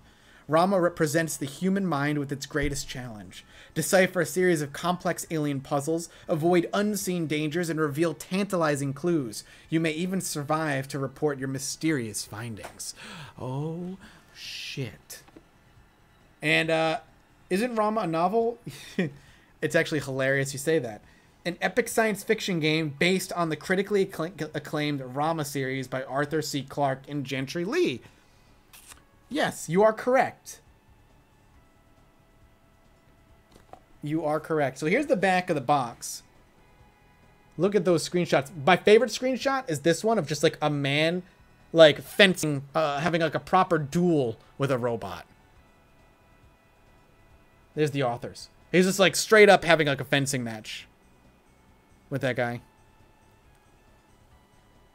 And there's like some other screenshots. So it sounds like it's a point and click adventure game. Yeah, I still actually am subscribed to WoW. I'm still kind of bouncing in and out as like, I still bounce in like off camera and just play, occasionally. Yeah, the box is super boring. That's the thing. Like, it sounds cool, but like the colors on the box don't pop at all. It does not grab me. And the screenshots look terrible. There's just, this man he's like a geriatric, straight up just dueling, like just straight up old ass, like 80-something-year-old man dueling a robot. I don't understand. Why are you dueling a robot? Why is the robot able to sword fight? Why doesn't the robot have guns? If this is alien technology, he should have just like vaporized the guy. Why are they standing off in such proper manners?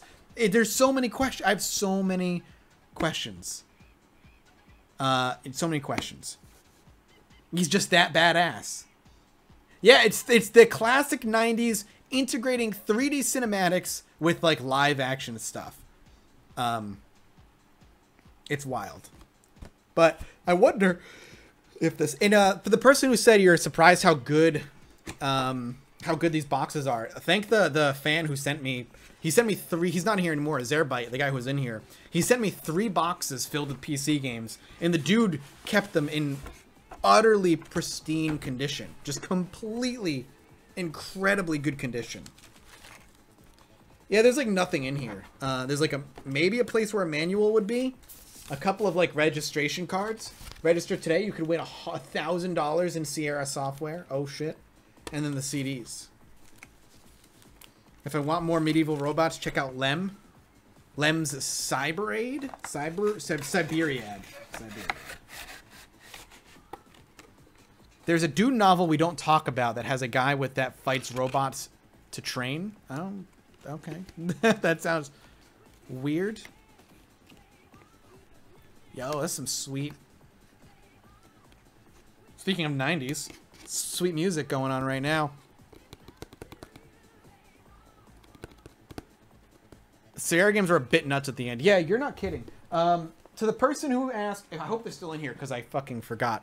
I'm going to go grab Deus Ex, and I'm going to put these boxes back. I'm going to grab a few more, and we'll talk a little bit more about some of the stuff that I really like about collecting. And I feel like I'm boring people, and I feel really, really bad. But there's also like 230 people watching me talk about PC games. So I'm going to keep going just because there's a few more things I'd love to talk about here.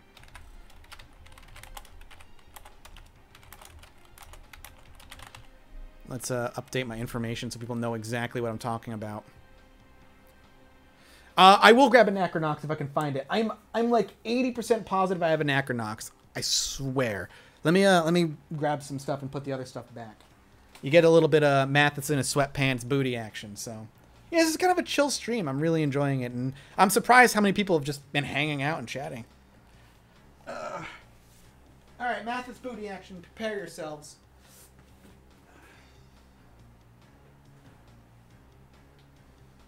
I'll try and grab some more like weird stuff, and some more like classic stuff as well.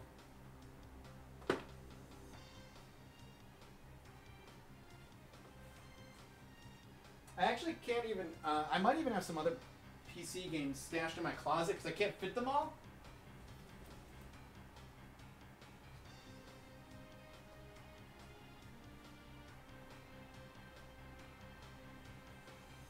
There is one game. Hang on, yeah, I've got a bunch more in here because I can't fit them in my bookcase.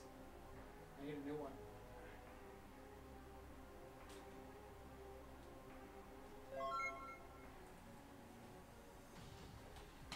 Oh.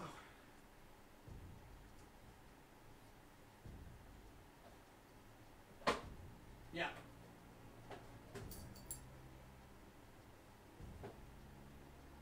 It's this one. I found it. Hi, Maya. What's up, girl? Coming to see what I'm doing? You can't go in the closet, baby. Maya, you can't go in there. Maya! Can't go in the closet. I'm sorry.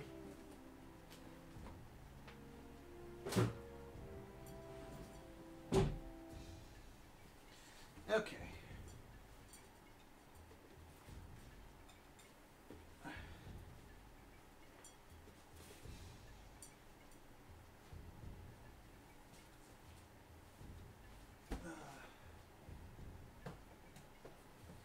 Whoa! Alright, well. That was my mistake. I'm trying desperately not to give you Mathis ass, and I apologize ahead of time.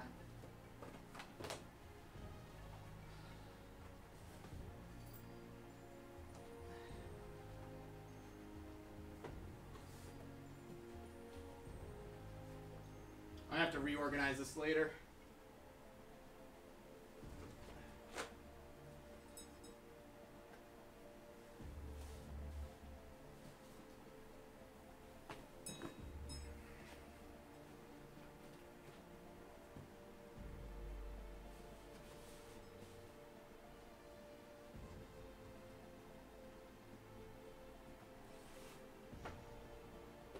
This is such a weird box, and I've got a couple of fun ones that I want to show off.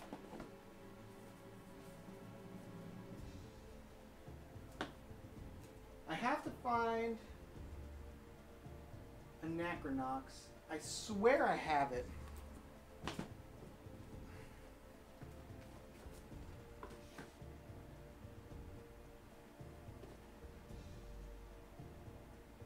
I just don't remember what it was, like what genre it was. There's so many I just want to show off. That's the problem.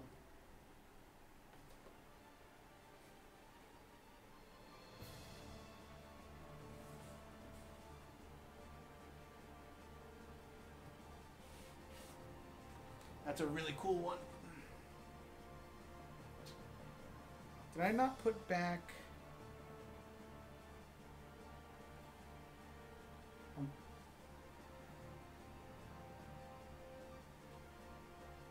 Oh, that's from that.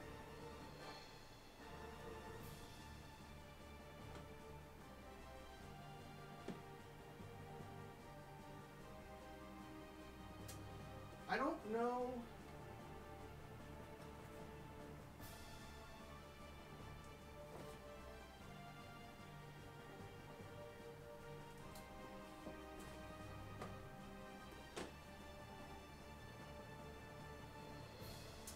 Yeah, I don't know where it is. I swear I have it, but it might. Maybe I don't. Maybe I thought I had it, but I don't. The name just rings so familiar. I thought I had it, but the thing I need to do is I need to make like a spreadsheet of all the games that I do have, so I like can go down a list and be like, do I actually have this game? It's getting to that point where I need to start like categorizing them. I have this. Maybe I was thinking of this.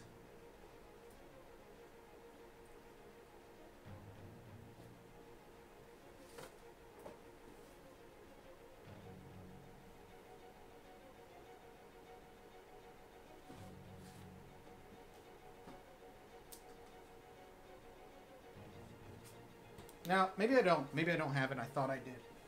But it's possible I don't. Why is this so entertaining? That's good. That's a good question. Mathis ain't going to make a spreadsheet of anything. Listen, I do need to make a spreadsheet.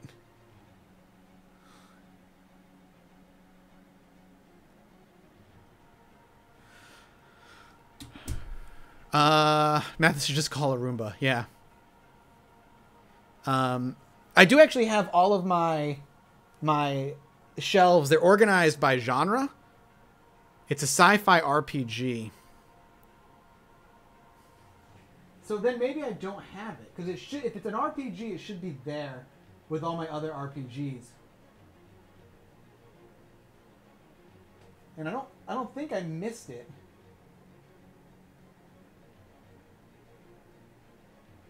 Yeah, because I go from RPG down to point and click. Yeah. Maybe I just thought I had it, but I don't. Let me Google. Mathis would be Pinwheel, first of all. Rude, Indy. Rude. Let me Google it. Necronox. No, I don't have this game. I definitely do not have this game. It sounds familiar, so I may have like run across it in the past or something, but I don't have it. For sure, I do not have it. He collects books and skulls. I mean, that's true, and he's got a very sad backstory. Okay, so for the person who wanted to see Deus Ex because they were going to bed, it's actually one of my favorite boxes, just because it's such a great game. This is Deus Ex, big box. I've actually got 2 copies of it. I've got the copy that I bought back in the day, that I got first, and then the copy that Zerabyte actually ended up sending me. His copy is incomplete, but his box is in better condition than the one I have. But here's Deus Ex. It's a fucking cool box. One of the greatest games of all time. What's crazy is I remember when that shelf was full of amiibos. Yeah, all the amiibos are on the bottom shelf and up top now. I compressed them. This is the Deus Ex box. Freaking shiny as hell. Neo, straight up Neo on the back, like you said. It's great. But one of the cool things and what I love about this, again, I love PC games back in this day because everything they sent you, all the little feelies they're called, all the little bizarre, seemingly random things that they sent you were all themed to the game you were playing. So, for instance, this is why I think I have Anachronox. This is why. Oh my god, I do have Anachronox. I'm not crazy. The guy who sent me Deus Ex was super late on shipping. I didn't care. I didn't say anything at all. He sent me an email apologizing that it was taking so long and asked if he'd be okay if he tossed in the CD copy of Anachronox. I have Anachronox. I have it, but I only have the CD in a kind of a busted up disc. This is like a bonus thing he sent me because it took so long to ship this to me, which I didn't care. Like I said, it's busted up. Trying to open this thing, I'd probably break it more. I do have it, but just in a weird way. But what's so cool about this about Deus Ex and what it came with, outside of the manual and all the cards and stuff, is it came with its own fake, like, mini newspaper of like evidence and stuff. That is massive. But it's like a big page out of a fake newspaper, the Midnight Sun. And it has like actual just articles all over it. Like there's just articles written. UN gets serious with Frenchies, and you thought we had a tough something or other. Like that to me is just so, it's fake news. Exactly. And then they got like this, obviously somebody was like writing on it, like not for real, it's all printed, but that's why I love this thing. It's all about, because the game is all about conspiracies and shadow governments and stuff. It's really cool. And again, themed to the game itself. Put that back in there. Rocky's Boots. But I knew that name somewhere. I actually have it, but it's just CD. I have Anachronox, everybody. I have it. I'm not crazy. I'm not crazy. I'm not crazy.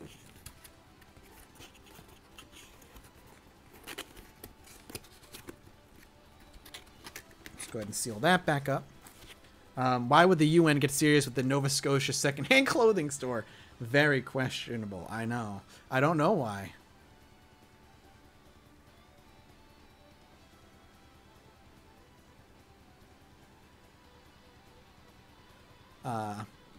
He lies. He's totally crazy. Mathis is crazy.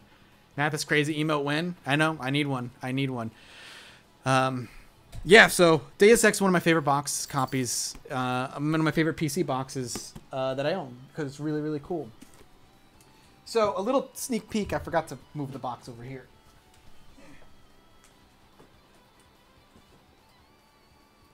So the first game I'm covering on Judge Mathis for Star Wars month, by the way. There we go. Yeah, no problem, Moonrazik. Not a problem at all. Star Wars month. The first game I'm covering is a classic. Is Star Wars Dark Forces. I'm excited to cover it. It's basically Doom. Star Wars Doom. It's great. Cool box. Really like it. Comes with a ton of stuff. It's one of the heaviest boxes I own. It's so small. So obviously it comes with a CD with the game on it. You get the coded transmissions, which is like short stories, again, all themed to Star Wars. Oh, wait, no, this is the controls. I apologize. Coded missions is the controls. I'm out of control. You get like the company, in case you want to buy the company, go to the company store. So you just go around killing demons. It's first-person shooter. You go around killing stormtroopers and stuff. And all the games and stuff in it. Just like it's just the store. Hey, look, Star Wars Rebellion is in there. Yeah, it's just it's a cool little thing. And then the thing he actually threw in with it, the reason this box is so heavy, because it comes with a guide, the player's guide. Back when you couldn't just I'll go online for the guide to everything. The Star Wars Age of Empires game. You're talking about the RTS. I can't think of the name of it. I don't have that. I'm missing that still. One of the games I really want. But this is cool. I actually ended up looking through this not because I needed it when I played through it, but just because it's interesting and it has in the middle like colored like laminated maps and stuff. It's really neat. Yeah, it's Doom. It's basically Doom. That's all it is. But it's really fun. It's Star Wars Doom. This is before.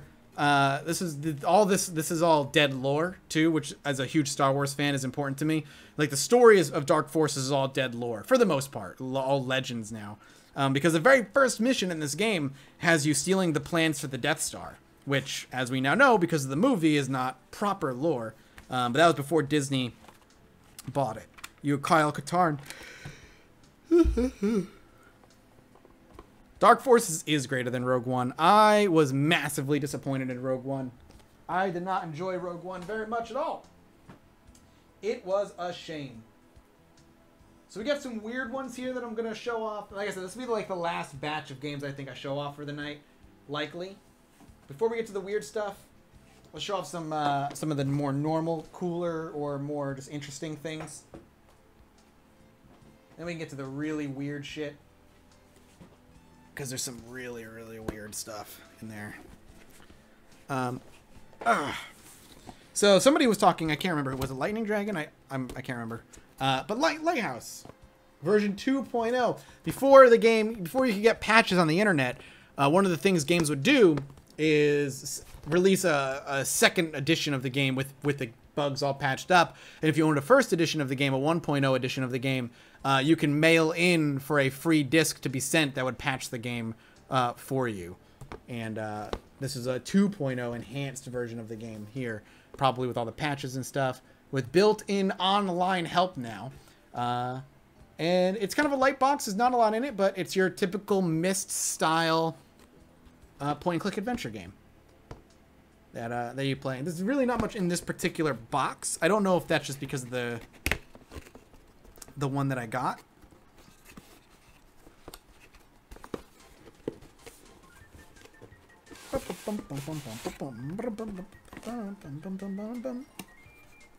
Yeah, no, it's just the disc and the manual and a couple of cards. So this, another thing that would happen a lot, especially later on, and one of the reasons that big boxes ended up dying is because obviously making all those feelies, all those things to put in boxes were very expensive. So later on, companies stopped doing it, but they still made those big boxes. And a lot of these boxes came with these huge things, but when you pop it open, they were just basically dead empty. There was just like unused space throughout all of them. And that's one of the reasons they downsized into the boxes that you see like Evil Geniuses over there. There you go. Yeah, because the games like this, more or less, were eating up a lot of empty space. They were just not using it, which, I mean, it made financial sense for them to do that, but, you know, it's sad. It's still sad. And then somebody mentioned Phantasmagoria, so like I have Phantasmagoria here. The box is in incredible condition. Phantasmagoria now, I don't know if it was scary back then. Phantasmagoria now is hilarious. It's just a really funny game. Gory as hell, like very, very gory. There's Maya, she's chilling. But it's a hilarious game. But all that live action, sexy, gory stuff. This box is super heavy because it has a lot of random stuff in it, but mainly because, much like the last one, this comes with the official Sierra Insider's Guide. Oh shit. And what this book cost back in the day, see if you can see that, $19.95. Oh hell yeah. Phantasmagoria. Did you know, looking in the dining room mirror and notice that the reflection of the portrait over the fireplace is different from the portrait itself? There's a lot of, it's like a guide, but it also has like weird facts about little things you can notice in the game and screenshots and some making of pictures, which is cool. Ooh, shit. All this excitement's got me going. Ugh. And then the actual like game itself is in this weird kind of like cardboard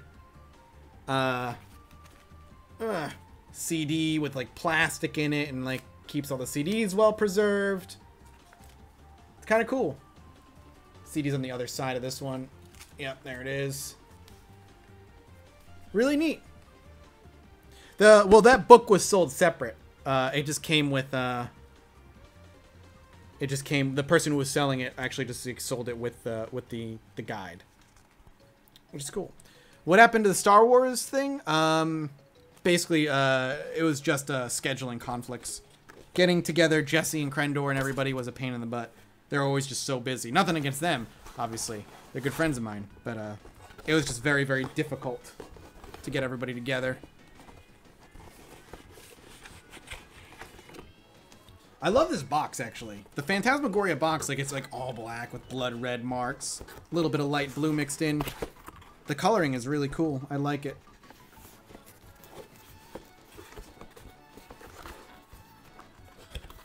Anybody recognize this song?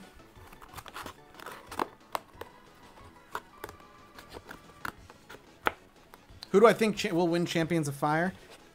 I don't know. Hopefully Ryan? We'll see. The soft plastic covers are much better than jewel cases. Absolutely. Yes, this is Diddy Kong Racing.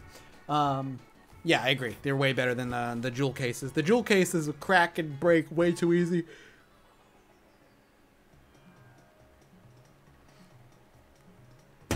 Alright, what else we got?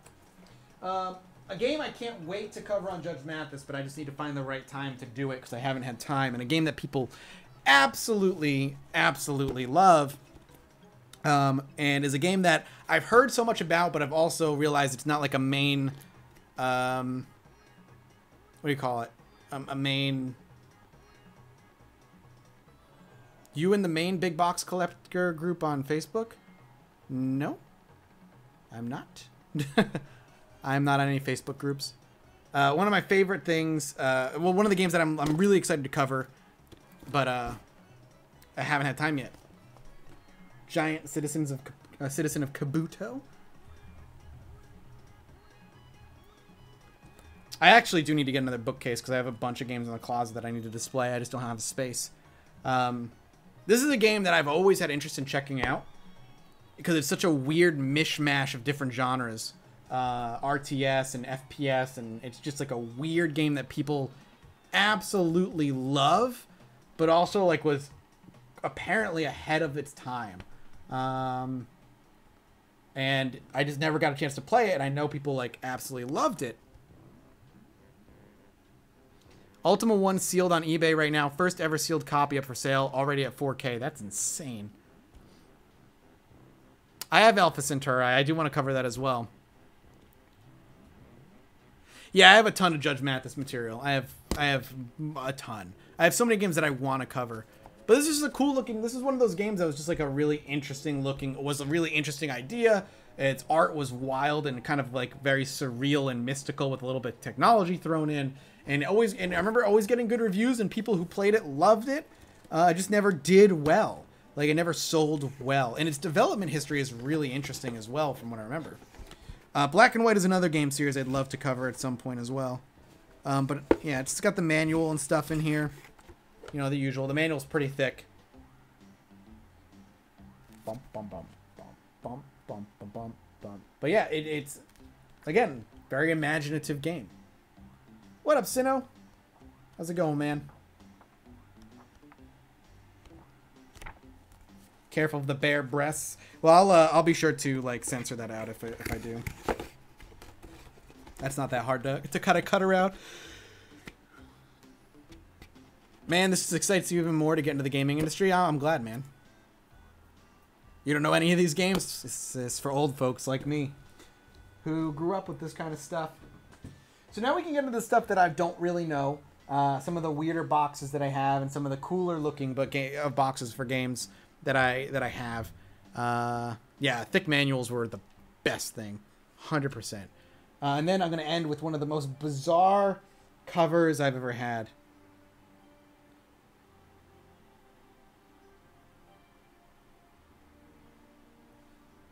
Polar Cap, what up, man? Welcome back.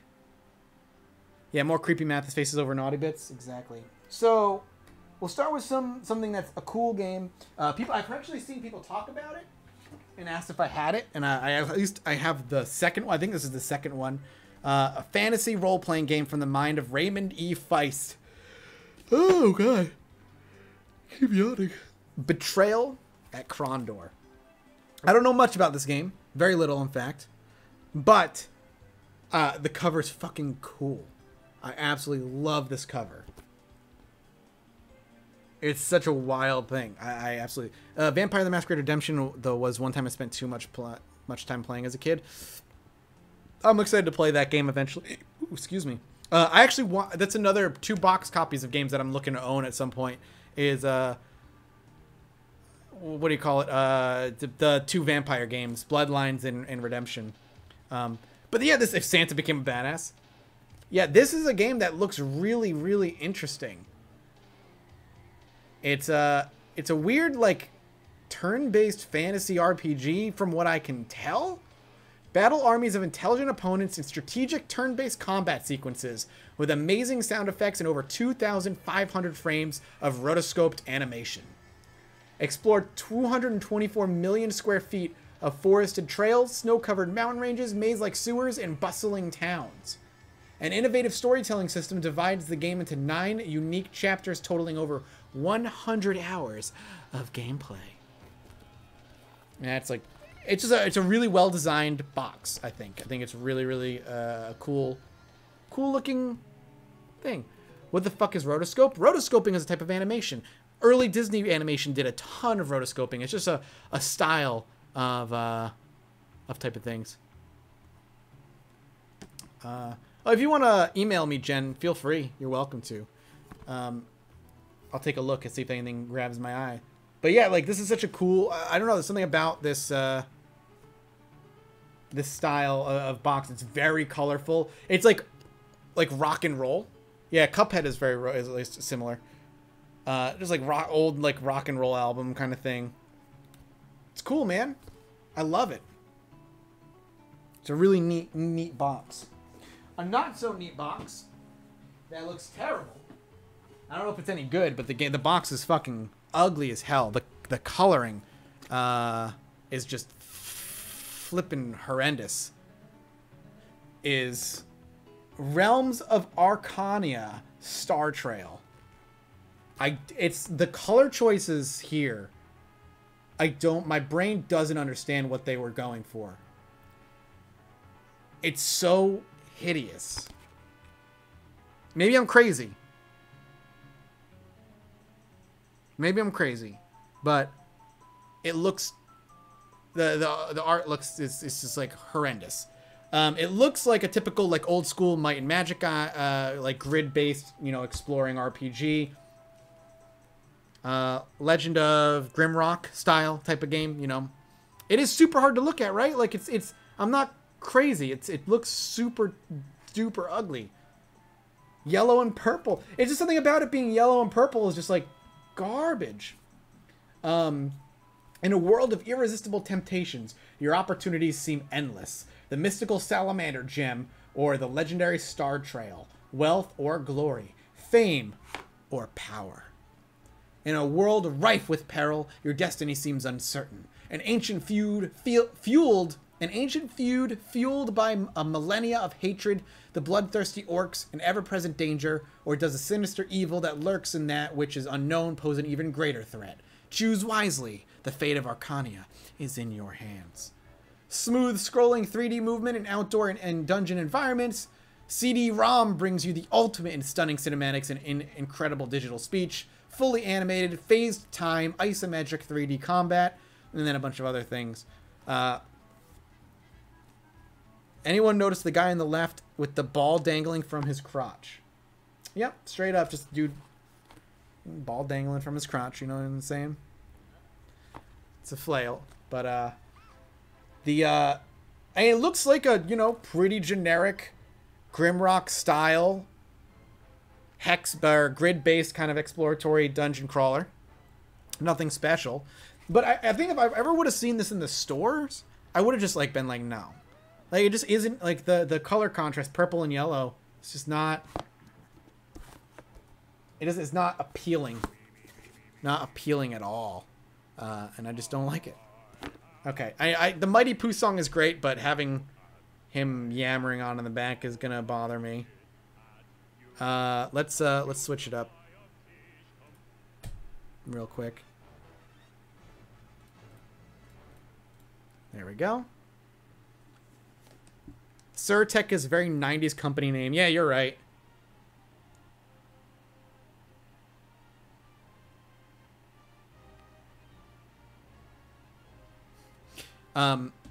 Yeah, it doesn't appeal to anyone box-wise. That's what I'm saying. So, Surtech, Realms of Arcania, Star Trail. Yeah, exactly. It just doesn't... It's like, meh, I'm good. So, that's how I felt about it. Now, this is another game whose box art looks horrible and was just screaming, I'm edgy, please buy me. I'm edgy, please buy me. I promise I'm edgy, please buy me. It's even hard to read the title. Kingpin Life of Crime. But it's hard for me to read what that says. It's complete reflection.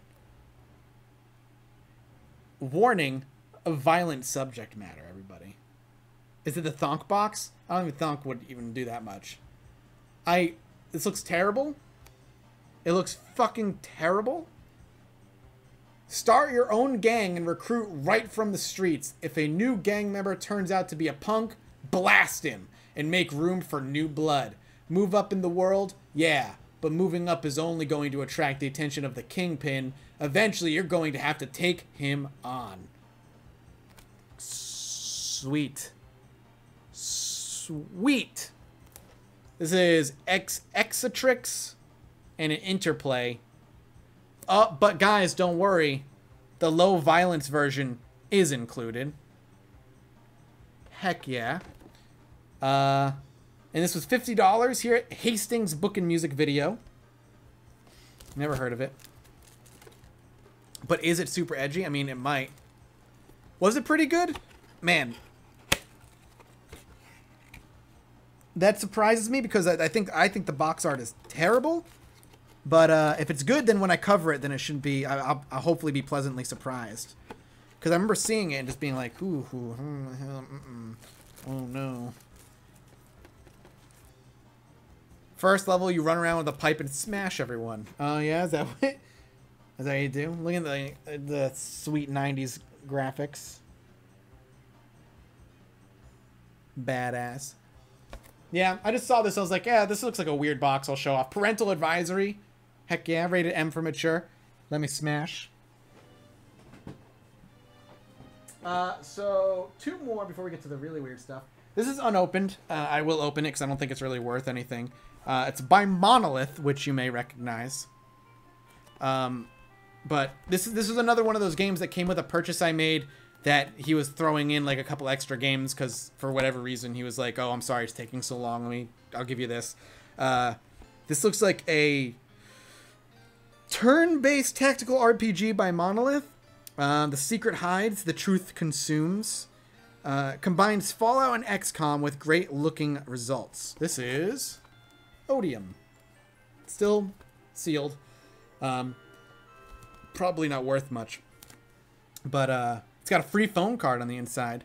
Heck yeah. But Odium is... It's. I actually think this is a cool... I like this, like, eye.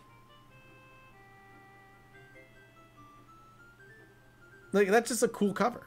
Never heard of it. Never heard of it at all. But it looks cool, and I know Monolith, so... Yeah, so many cool boxes just for random games. That's another cool thing about PC games, because it wasn't as popular as console games. Like, there's so many PC games that I just never once heard of in my life. Was it for 10, 10, 3, 2, 1? Good question. 30 minutes free, though, baby. Odium, End Deaf, hate coupled with disgust. You're going to be able to call Mexico by payphone for the next 30 years with all of the things that I've got. It's true. I'm going to be able to call a ton of people. Unearth a terrible secret. Nothing is ever simple. What will happen if you enter the city with guns blazing? Do you think that once you've uncovered the secret, you'll know the truth? Think again. Oh, shit, dude. I'm in. I'm in. Here's the features. Experience chilling adventure, unique role-playing, and intense turn-based strategic combat. Branching subplots, secrets, and conspiracies. Beautiful high-resolution 16-bit rendered backgrounds. Isometric overhead perspective, zoom in and out in various camera angles. Highly detailed 3D monster and character animations. 800 to 2,000 poly count. Oh, shit.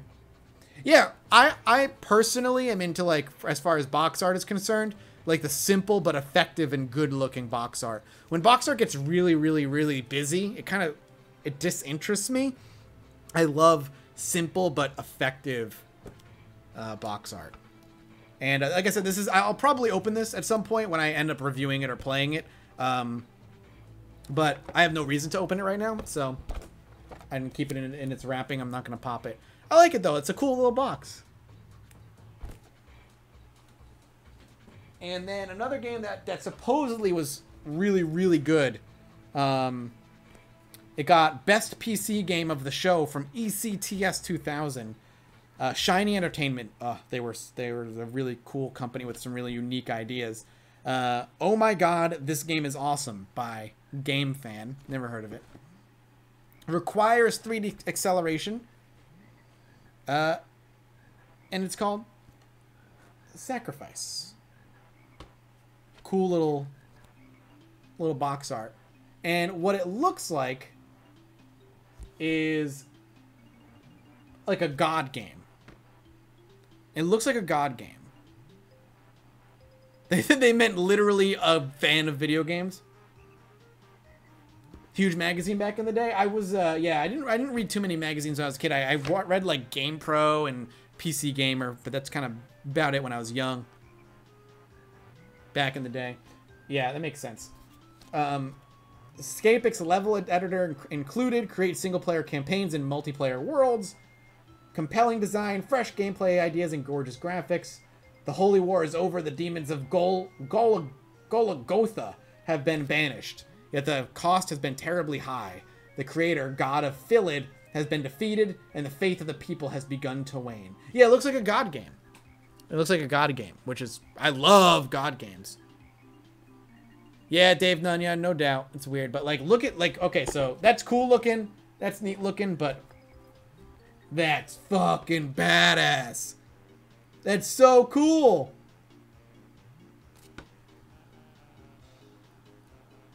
That is such a badass, like, screenshots and stuff. Love it. I'm really excited to jump into this just because I had never heard of it before. And I'm really excited to check it out. It just looks neat. Yeah, it looks awesome, right? I miss God games too. And everybody who's played it in here is like, this is it's such a good game. So I'm pumped to jump into this at some point.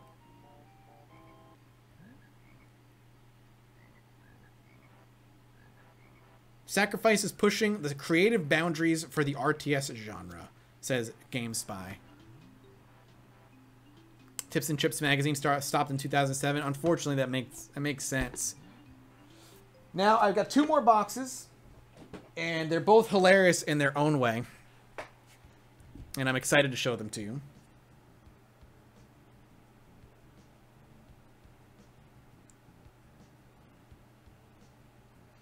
And I'm gonna do this one first.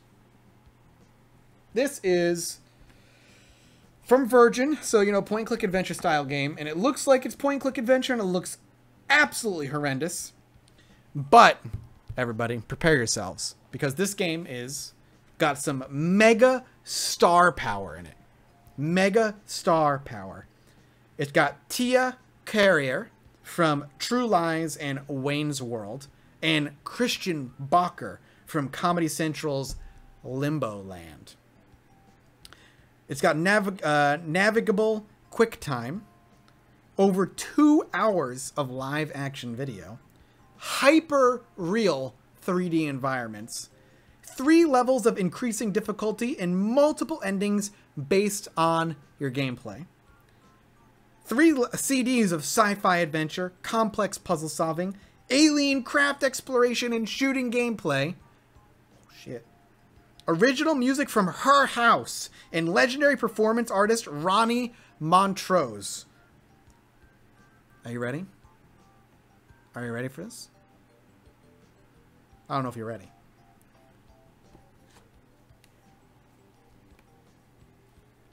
The Daedalus Encounters. Heck yeah. Look at that horrible ass cover. Could she look any less interested in what she's doing? Could she look like she gave any less of a shit? Because I don't think she could look like she could care any less. I mean, she might. But she's not quite.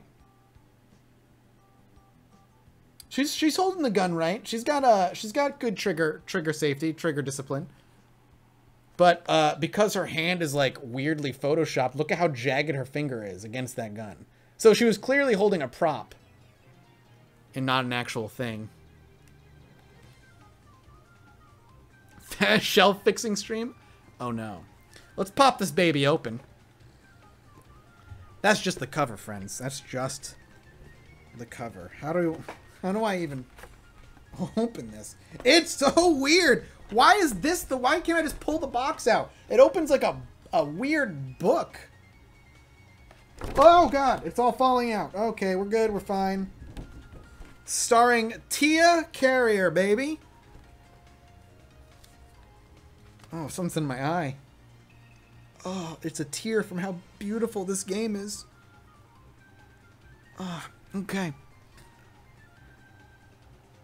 I played Siphon Filter when I was younger. I don't know if it ever came out on PC, though. I played it on PlayStation. Hell yeah. You get that sweet-ass box. Fucking awesome. Gotta love it. quick installation tips right there. Siphon Filter was a Sony property, so yeah, probably only that. Now, if you want to get under there, you got to lift this part up. Also, I'm not even going to ask any questions. I'm just going to let it go. What do we got? We've got an envelope with nothing in it. Sweet. Sure, it's for mailing back, like, registration cards or something. Oh, shit. We've also got another CD. Unopened. Oh, nope, it's opened. I lied. Installation instructions. What is this for, though? Oh, it's the Virgin compilation demo. So this is a demo disc for a bunch of different stuff. Let's see what we've got on here. Aha! It's a list on the CD. 11th Hour, the sequel to The Seventh Guest. I have that game. Sweet, guys! The demo for the game that I have is on this disc. The Daedalus Encounter demo. Shit. What more do I need? Nothing. This is all I need. The demo for Lands of Lore 2, Lost Eden, Command and Conquer, Flight Unlimited, Heart of Darkness, and NASCAR Racing. Oh, hell yes. Oh, hell yes. I gotta get this back in there. Can't go wrong, baby. This is literally how I feel when looking at this box.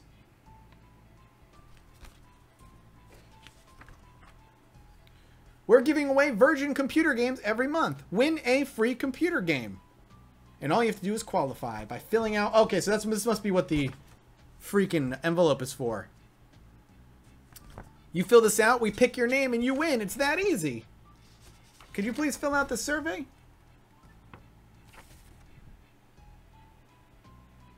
Sweet. And then, of course, oh. Wait. Where's the manual? Death Wears Bunny Slippers, thank you for the subscription. Welcome to the community. Enjoy your emotes. Is this the manual? The help is the manual? Is there no manual? I thought this was the manual. This looked like it was maybe the manual. It's not. It's not at all. It's even better. It's even fucking sweeter. Oh, fuck yes. Oh, fuck yes. Fuck yes. If you're, I'm gonna hang this up in my office. I'm hanging this up. Featuring Tia Carrere. They've slapped her name anywhere and everywhere they can get her name on here. Featuring, starring, megastar Tia Carrere. Oh my goodness.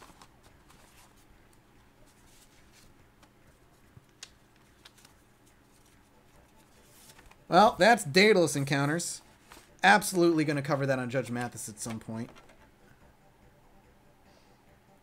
Mathis just had a stroke, but I love it. Hey, man. I get really excited about things. Exactly. New wank material? Sweet. Alright, let's, come on. This box is, like, so finicky. She's in Wayne's World. Hell yes, exactly.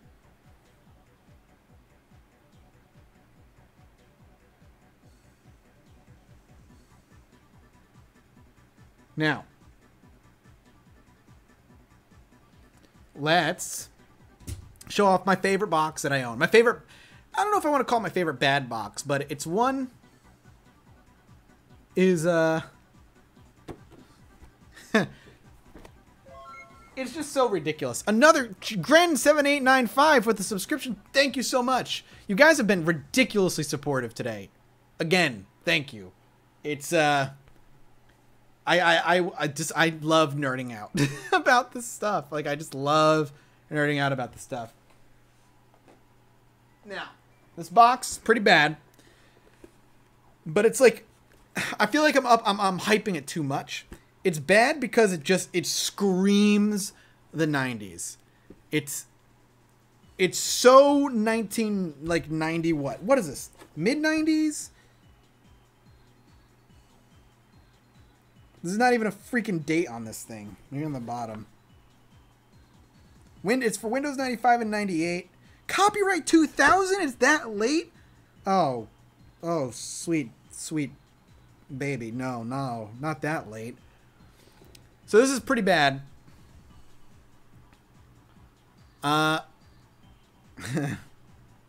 just show it off. Because it's just so generic, but so like... I don't know how to explain it. I have a bunch of Heroes of Might and Magic stuff. I'll grab a couple of those after this, and then I'll wrap up the stream.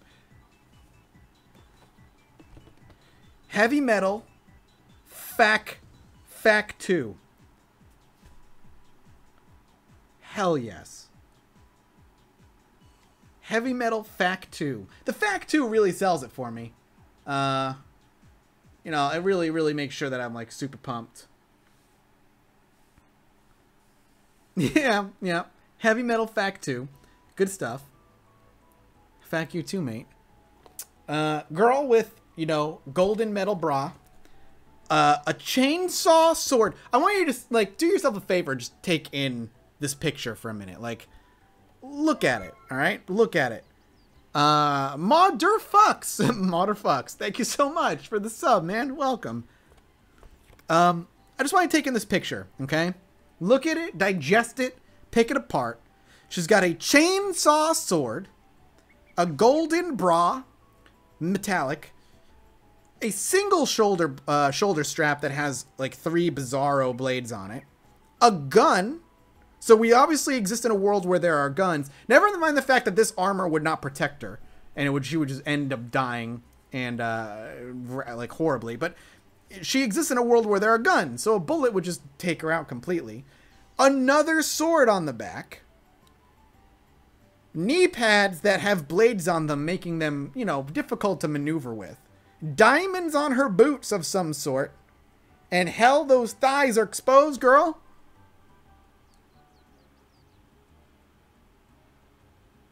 It's just like, come on, really? Oh, and of course, her shoulder thing says 143 on it, which usually means I love you. 143, I love you. Now, badass, sure. Lots of dead things in the background as well, getting stabbed by swords and shit. Love your content, man. You do you. Thank you, the amazing Grapescallion. Thank you. Just thank you very much for the donation. I appreciate it. Let's she looks cool. Now let's see what she really looks like.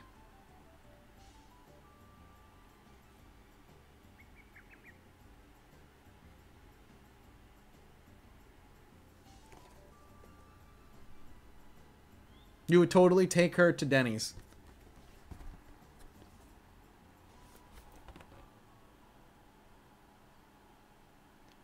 But it looks like her costume changes a bit.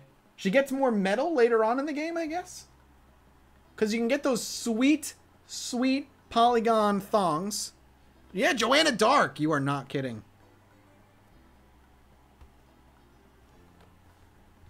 Sweet. Disappointing, like everything from Denny's. Hell yeah. Metal.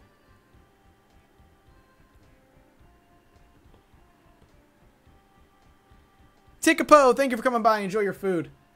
And then in the back has like a rat ass like skull. I remember getting like this came in the box of all that stuff that the fan sent me. That 20 poly thong, right? Sacrifice the body, not the heart. Oh my god. I'm looking for a quote that's... Oh, yep, here it is. Okay.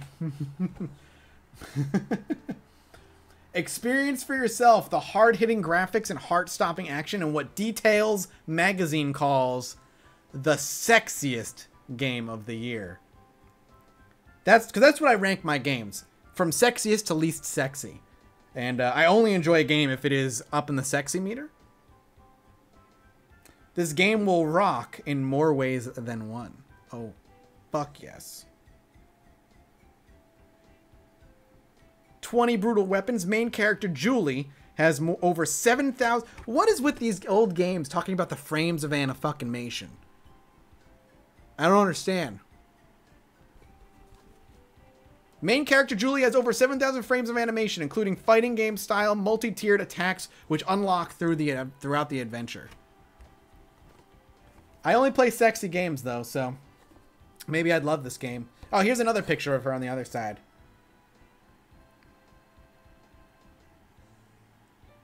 This game will rock in more ways than one. What does that mean? I mean, I don't know. That's a very good question.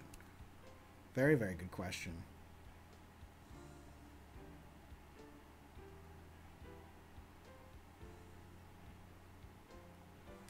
Legit though, what is the sexiest game you've ever played? I don't know, man.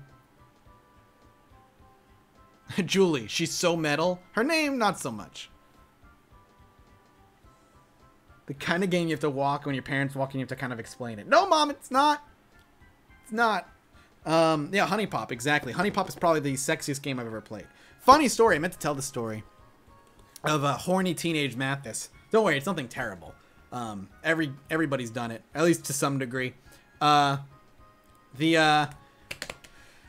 We talk about Compact Presario, my family's first computer. I actually killed that computer. I killed that computer with viruses from porn. I killed 3 family computers all through my run of porn. Of just like loving porn. And it was in the early internet days where porn sites were filled with viruses. And I just destroyed my family's computers. Utterly destroyed them with viruses when I was a teenager. Yep. That was really, really fun. I enjoyed that a lot. I'm trying to think if there's really anything else I'd like to show off that is like bizarre or funny, and like or awful, for the most part. I'll show off some Might and Magic stuff because I know some people want to see them. They aren't now. I'm sure there's a few like safe porn sites that you can go to. You know, it is what it is. Everybody needs to get their shit satisfied. I'll grab some Might and Magic stuff, and I'll grab some old SSI stuff because those are just really interesting to me. And that'll wrap that. I'll wrap it up. That'll wrap it up. I'm trying to think if I have anything else worth showing. I could go all night is a thing. It's a problem. I could just like be pulling boxes off all night or go into the closet. And I have 2 boxes of fucking SNES games from Lightning Dragon, who's in here, that I could also go through. But I would be up all night talking about this stuff. 5 a.m. Moon Razik, thanks for sticking around for so long, man. I appreciate it. I hope you enjoyed.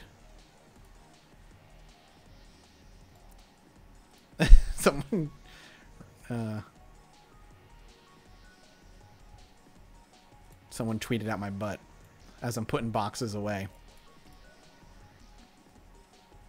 Heyo, Master Fry Guy. Heyo. Doki Doki Literature Club. All right, let me put these away, and then we'll wrap things up. Thank you guys, seriously, again, for hanging out while I just nerd out and talk about old video games. I knew I wanted to stream tonight. I thought I'd be playing some video games, but instead we're talking about video games instead. I actually need to really pop a Halls. I'm on the verge of getting sick, and I've been having a sore throat. And I want to hold off. Gonna be a VOD boy now. Heck yeah. Alright, let me put these away. Give me a second. You get to watch me, I guess. I'm glad you guys are enjoying, seriously. Yeah, it's great, Master Fry Guy. I love it. I love chatting with you guys. That's the thing. Half the fun for me... Streaming is such a different beast, and I hope you can hear me. Otherwise, I'm just talking to myself. Streaming is such a different beast because you can kind of do... you get to interact with people a lot more.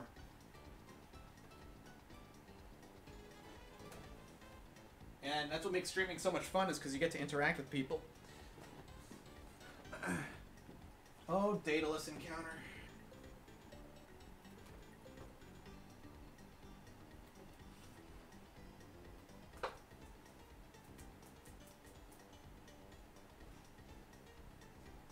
Maya. What are you doing, baby?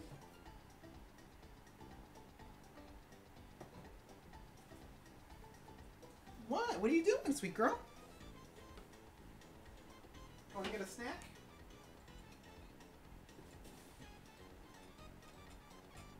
There's another ugly, like, purple box. I'll just grab that and show you guys because it's freaking hideous. I'm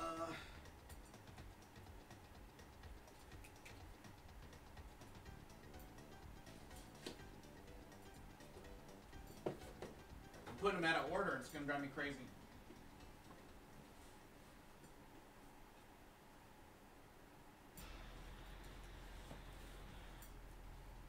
Do do do do do do do do.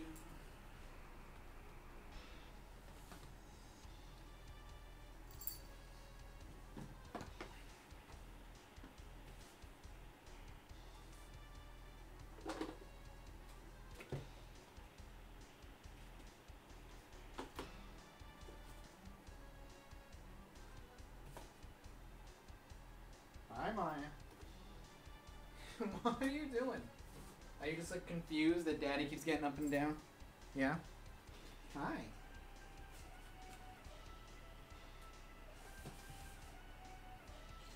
Sorry if you have to wait for me to put things away.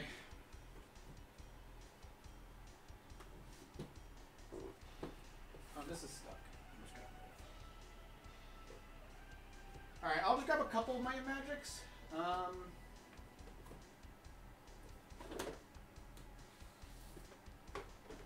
I'll kind of grab like one of each of the genres that they've got.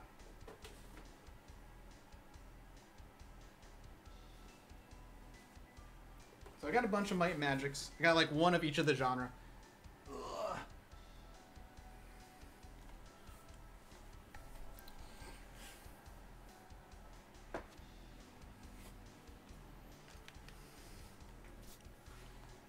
Okay. Hello, Mathis. How are you tonight? I really enjoyed your DMing on Vampire.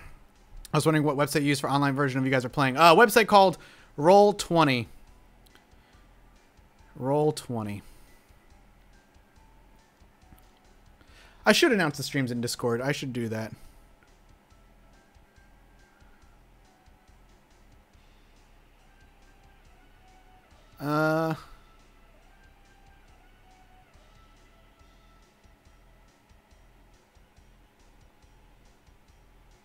Okay.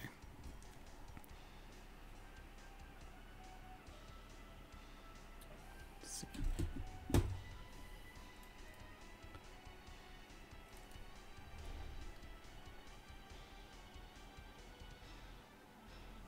Okay. Sorry, I got like messages I'm keep catching up on.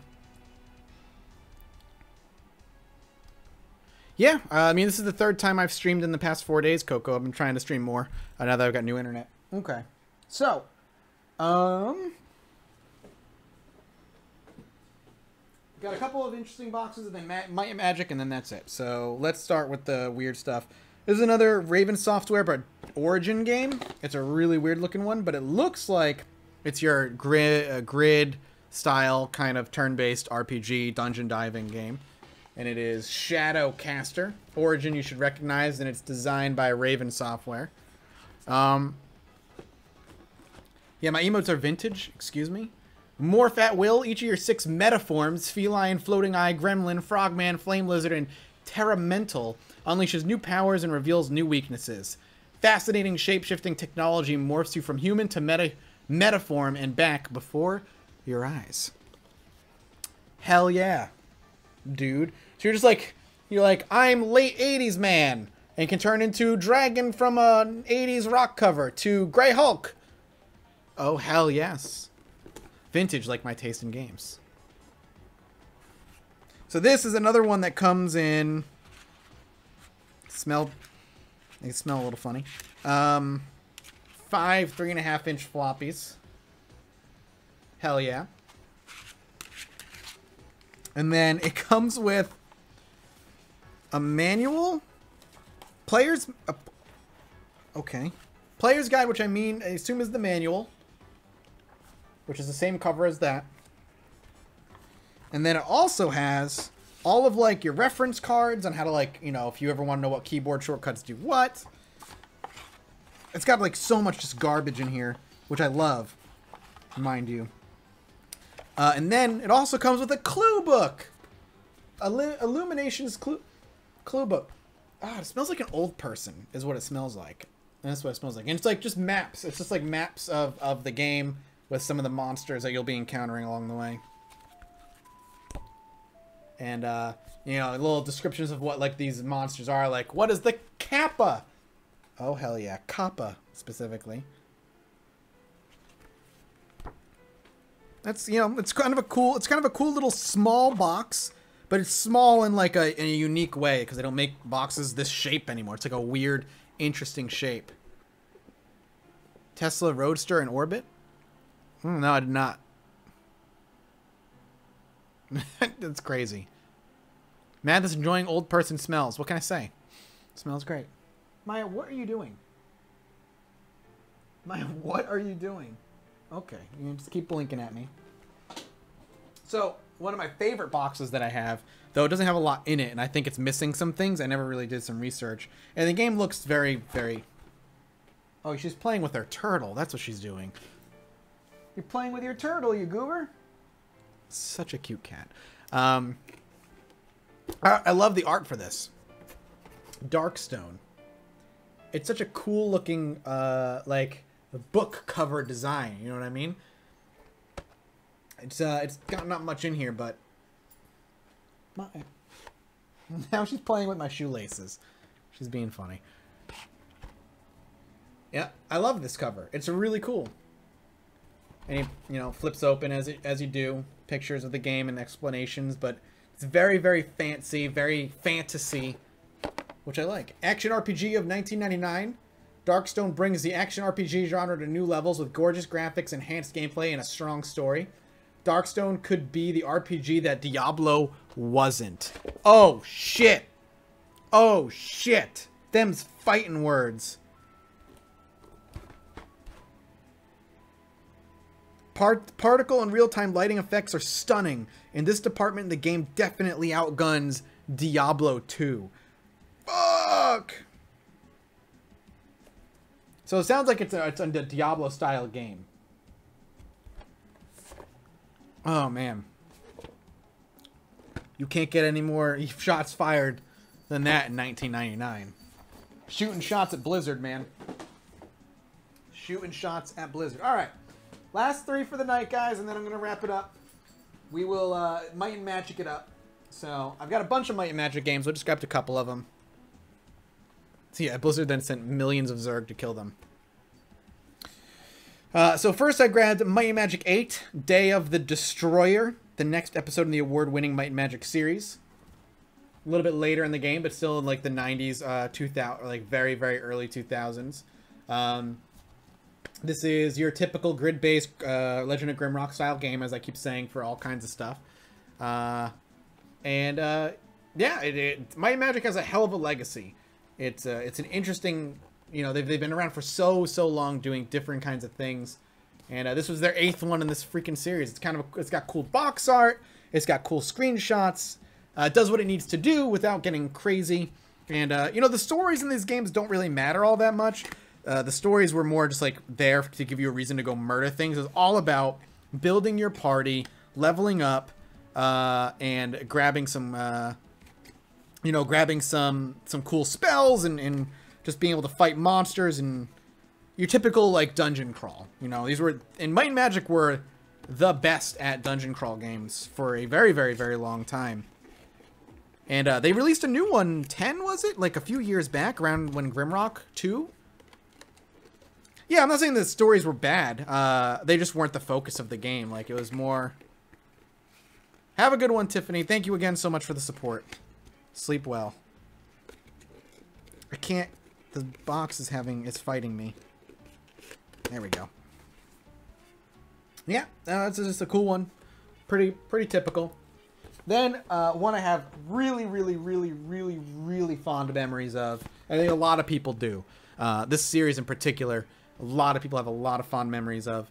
And that is Heroes of Might and Magic 3. Heroes of Might and Magic 2 was the game that got me into the series in general. but 3 was incredible. I think a lot of people really love 3. It's beautiful, beautiful box art. Gorgeous, gorgeous, gorgeous. Bright blue with silvers, and it just looks so goddamn pretty. Like, look at that. You would see this in a freaking store, and I would have just immediately grabbed that stuff. It's amazing looking. It's beautiful. And you should play a Might and Magic. Like, I think these games I'm looking forward to playing them. Maya, you are going insane. I bet you money these hold up super, super well. And this is a heavy box, so I think this comes with a lot of different things. Oh, because it comes with a novel. No, not a novel. Oh, that's just the subtitle of the game. It's just this is the manual. Oh my god, this is the manual. That's why it's so heavy. This is the manual. Heroes of Might and Magic 3. The Restoration of Erythea. Yeah, she's got the zoomies. She gets those every so often. Thick manual, and there she goes.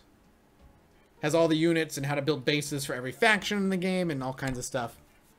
I guarantee you these games hold up really well. The CD, and then this still holds up. Yeah, no, that doesn't surprise me. This is like actual plastic. It's not paper. But it's like the tech trees of the game for like the different factions and stuff, which is really cool. This is in such good condition, which makes me super happy. It looks like it's brand new. Find the original. Does GOG have them? GOG is very, very good at having like the originals for the most part. Let me put this back in. I have memories of me, my brother, and my sister sitting around the family computer and playing match after match after match after match of Heroes of Might and Magic 3. Absolutely loved these games. Probably really one of the reasons I love strategy games and grand strategy games.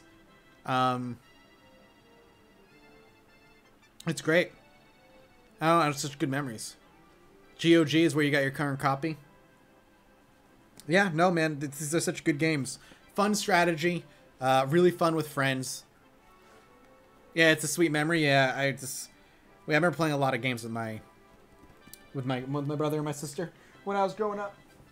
And then the last game I got is one that I never played on PC, but I played on the PS1, which probably tells you enough. Horrible game from my memory. Really, really bad. And did not control very well on a controller at the very least. And I'm very eager to cover this one as well. Do my siblings still play video games? Yes. Well, they occasionally, not like as much. They're very busy people. My brother works for Nickelodeon for it's funny. But this one, Crusaders of Might and Magic, was their take on like a third-person action RPG. And I remember it being, at least on the PlayStation 1, horrendous. Like, fucking terrible. It controlled like tank control, and it was just not very good at all. And I wonder if it's memory or like it's actually an okay game. And I was just like, because it was the Maya's flying. I don't know if it's just because the PS1 one that is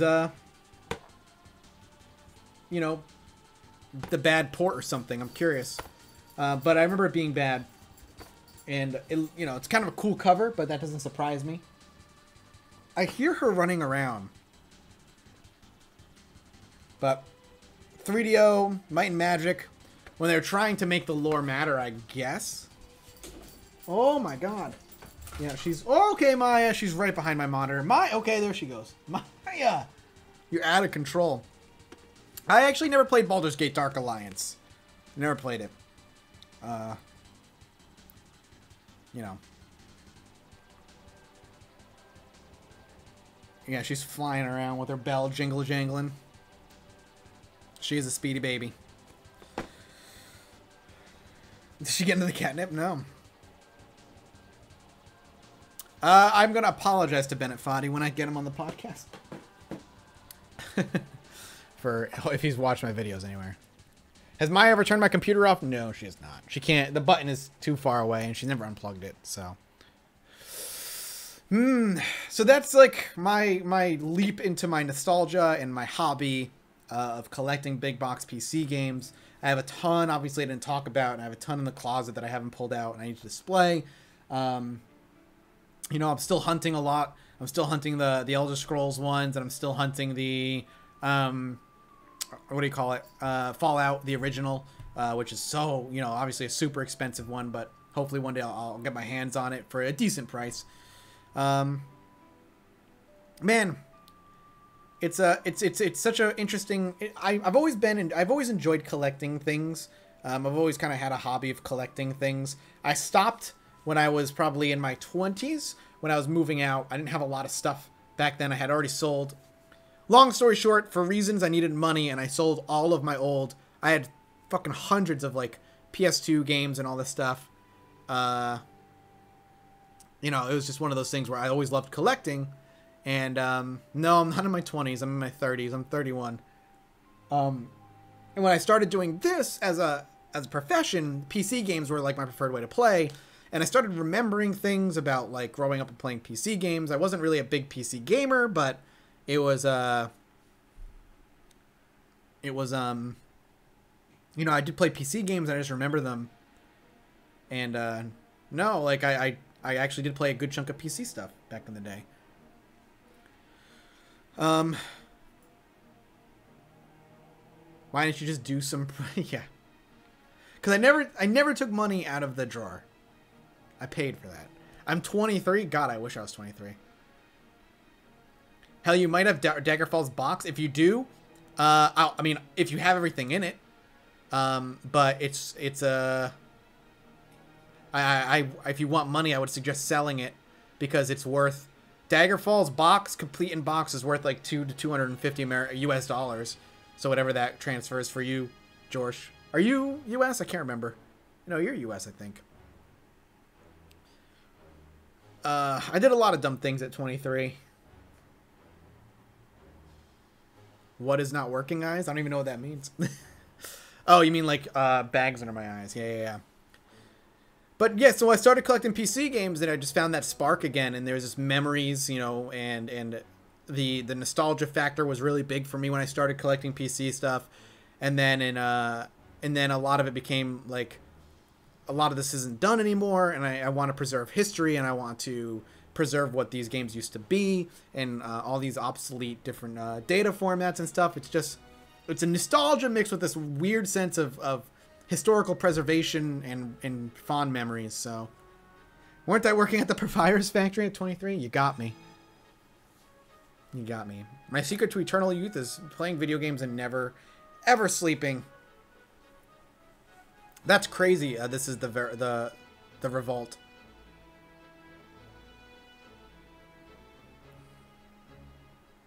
Yeah, 86 babies. That's right. 1986. Part of young is that you're supposed to do all the stupid things and hopefully learn from it and then be better with it. Yeah, I agree. Everybody does dumb things when they're young. Everybody does a very dumb, stupid thing. Yeah, I mean, at the same time, Sinobi, it's like I'm lucky that I was able to start Judge Mathis with a built-in audience from Mathis Games. Even if it wasn't as big as the Mathis Games audience I was able to give Judge Mathis a leg up in its start because I came in with people willing to watch and give it a shot.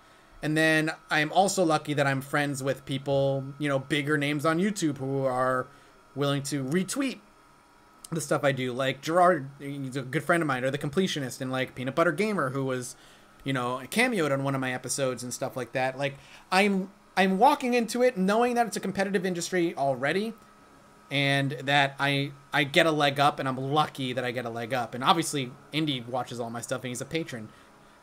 What up, Indy? But it's still small. You know, Judge Mathis is still very, very small. And I hope it continues to grow, because I would love Judge Mathis to be the main channel. You know what I mean? And Mathis Games be a much smaller things. Will I dress more in costumes? If I can think of an opening bit for it. If I can think of a good opening bit that requires a costume, I'll gladly keep doing costumes, but I don't like to do costumes for the sake of them. Yeah, it's the dream for sure. Speaking of the newish games, you check out SOS. I have access to SOS. I haven't found anybody to play with yet. Ultimately, I'm not a D-bag or a dick. Fairly smart. Well, I've got you fooled. And I think you can kind of generally do well. Well, thank you. Appreciate it, Sino. Yeah, Judge Mathis is such a fun, interesting challenge, and I've enjoyed it every step of the way. It's been fun to work and like try. It also gives me an excuse to play old games and beat old games. Lost Initiative. At the rate Lost Initiative grows, I highly ever doubt it'll ever become a main thing, but hopefully. I mean, I just, you know, Electronic Moose, like, as far as, like, competitive business is concerned, it's just, like...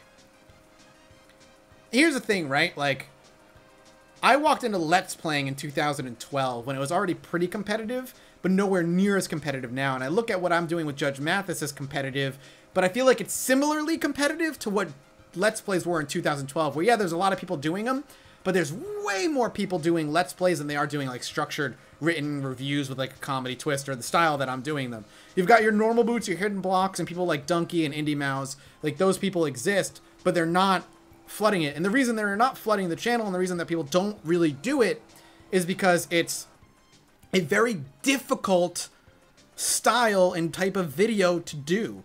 It's a lot of work. Let's Playing is a lot of work when you pump out multiple videos every single day.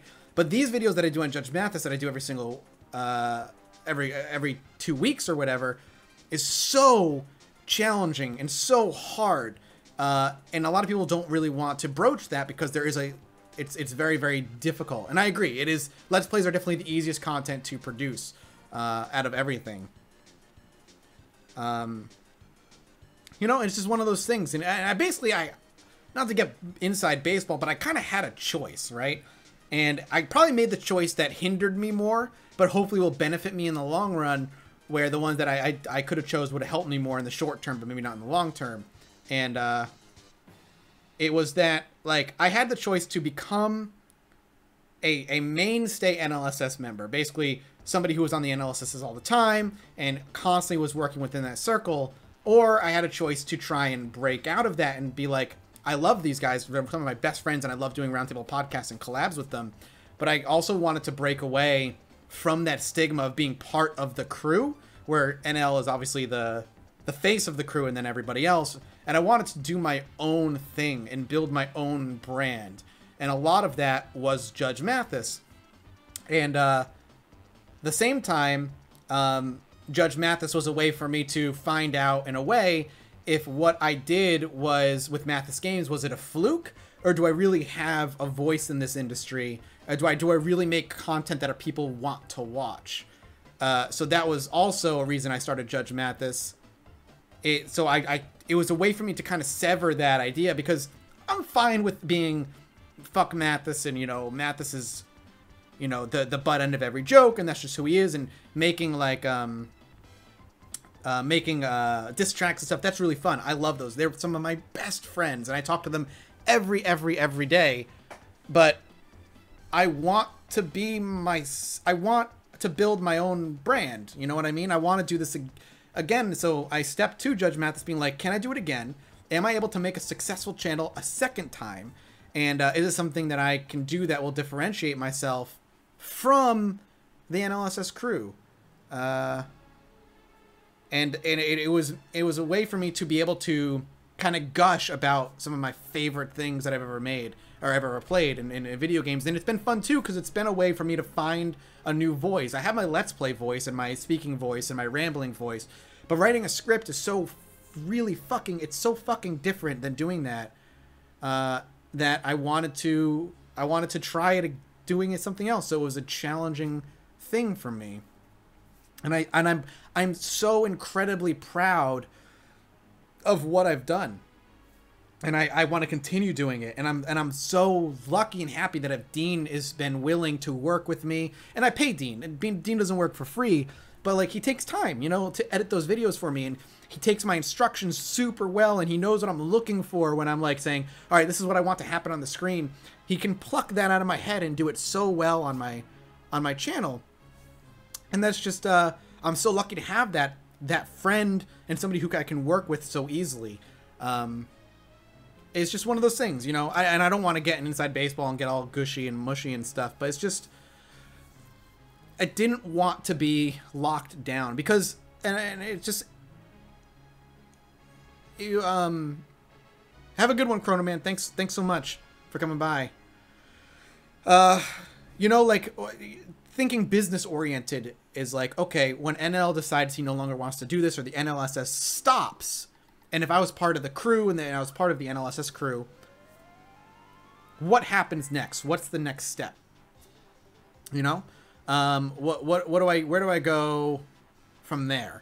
I want to make sure I have my own thing, and this is my way of separating myself, I guess, in a weird way. You know, it's just my own style of thing, I guess. I don't know, it's hard to say, like, any choice is the wrong choice. It's just the choice that, for me personally, was the most, fulfilling. You know what I mean? That's all. It was the most fulfilling thing for me to do for my creative juices and what I wanted to do. I had to get out of the shadow of someone else, be myself, and find numbers fills, so I know the feeling. Yeah, I mean, there's nothing wrong with you know, getting with somebody and making content you love, but at a certain point, you know, do you want to be known as the person who works with this person or not? Never give up on things that make you smile unless that thing is hurting others, of course. Oh, hell yeah, the Bitsman. Thank you so much, man. I appreciate it. Will I ever do another series with a Roomba? Maybe. I will never say never. It'll depend if the series that we come together for makes sense for both of us. You know what I mean? But I fucking love Ryan, and I love Bear, and I love Nick, and I love the Roundtable podcast. That's something I'm so happy to be proud of. And think about it. Bear did the same thing. His baby is the Roundtable podcast. That is his show. We're co-hosts, and, you know, we've all kind of did it together as a founding group, but that's his thing. It was his brainchild, and that was his way of branching off and doing his own thing. You know what I mean? Like, everybody kind of does their own way of branching out. So that's just how it is. And YouTube is so competitive. You know, YouTube is so competitive that building a brand underneath somebody or being part of another brand has inherent risks that you don't necessarily feel comfortable with the entire time. You know what I mean? So being part of the NLSS brand has the inherent risks of being what happens to that brand when it's time to put that brand to rest. Yep, finding your own thing on YouTube is one of the hardest and most important things. I agree with you. And it's weird, like, I knew when I was going to Judge Mathis, and again, I say this knowing how proud I am of Judge Mathis, and I know I have a lot of work to do to really make Judge Mathis what I want it to be. But I'm so proud of what it's become, but I knew that it was so hard to make your own thing on YouTube, rather, and to make your own brand, that when I made my first Judge Mathis video, I needed to come out swinging, and I needed to come out, you know, with a wallop to really make an impact in some way. And the only way I knew how to do that, outside of making, you know, the video to the best of my ability, is to come out with an animated intro, a name, art that was not like fan art or like, you know, kind of like amateur art that you see on a lot of really small YouTube channels. So I put money into Judge Mathis from day one to first of all get permission to use music for a theme song, and then pay for the opening animation, and then pay for the art for that animation and the art that I could use as my thing, so that Judge Mathis was from day one brand. And that's what I did, and that's how it worked. And that's just how competitive YouTube is, that if you don't come out punching anymore, it's so easy to get swept away in the wave of other people's content, people who do it better than you. And it's scary. If you're making stuff for YouTube for fun, then do what you want. But if you're coming in with an eye of maybe making this a profession, you have to come out swinging. The thing is, people are like, well, YouTube is finally falling. It's not. It's the problem. The issue is that YouTube isn't dying. I think Let's Plays aren't... I don't think Let's Plays will ever die. I think Let's Plays will be around for a long time. I think the peak of Let's Plays is gone, and it's shifting over to Twitch now. Like VidMe announced today, their website's closing because they can't compete with YouTube. YouTube is too big. There is no competition out there. YouTube is not dying. I think Let's Plays will migrate over and be a heavy mix of Twitch and YouTube.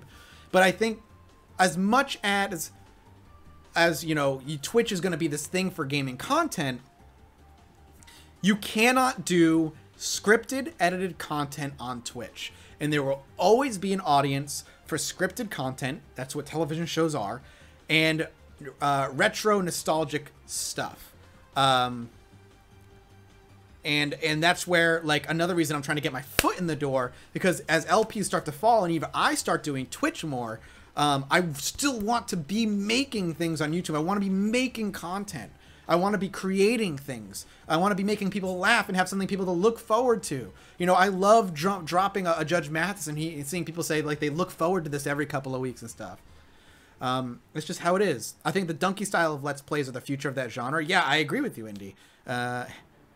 It's just that I agree. I think that style of content is going to flourish more on YouTube as Twitch really eats into the Let's Play style of stuff. You know? Amazon's the only tech company with the money and power to actually attempt to challenge Google on that front. I agree. But right now they have, you know, Twitch, and that's all they really need right now. So, you know, while I still do Mathis Game stuff, and the Mathis Game stuff still do well, and even though I'm combating fucking monetization issues lately, and it still is my main paycheck, I also now have Judge Mathis, the Patreon for Judge Mathis, which has been doing really, really well lately, and I'm so thankful for that. You know, doing Twitch, doing Roundtable Podcast, doing Lost Initiative. People always think, like, what does Mathis do? I get that a lot. Like, how come he's not on the LSS? What does he do? And I have to, like, always, like, type out, like, well, I fucking do my own stream, Lost Initiative stream, Mathis Games, Judge Mathis. Like, I do so much fucking shit. But that's just the way it's got to work. Roundtable Podcast and stuff.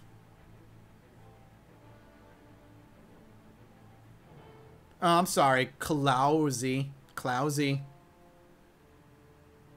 I still watch Game Grumps. They're my lunch break. Like, I give myself about 20 minutes of lunch break every day when I'm working. And I Game Grumps it. I still think they're the... You know, the Mystery Science Theater 3000 of video games. You know what I mean? That's their kind of content. I think they will come out with a video hosting thing. I think Google's working on it. I just don't think it's going to compete with YouTube for a very, very, very, very, very long time. Which is fine. They need it. You sound like an old man, but I want scripted content to be like TV shows. I like YouTube for entertaining, less produced content, and Twitch for video games. Yeah. I mean... I see what you're going for. The other reason I really want Judge Mathis to kind of take off is because I'd really like to limit the amount of work I put into Mathis Games and be able to do more on Judge Mathis. So, but I'm excited. Hopefully in the next year or so, I'm going to be collaborating with some of my friends. You're going to see me on some other channels.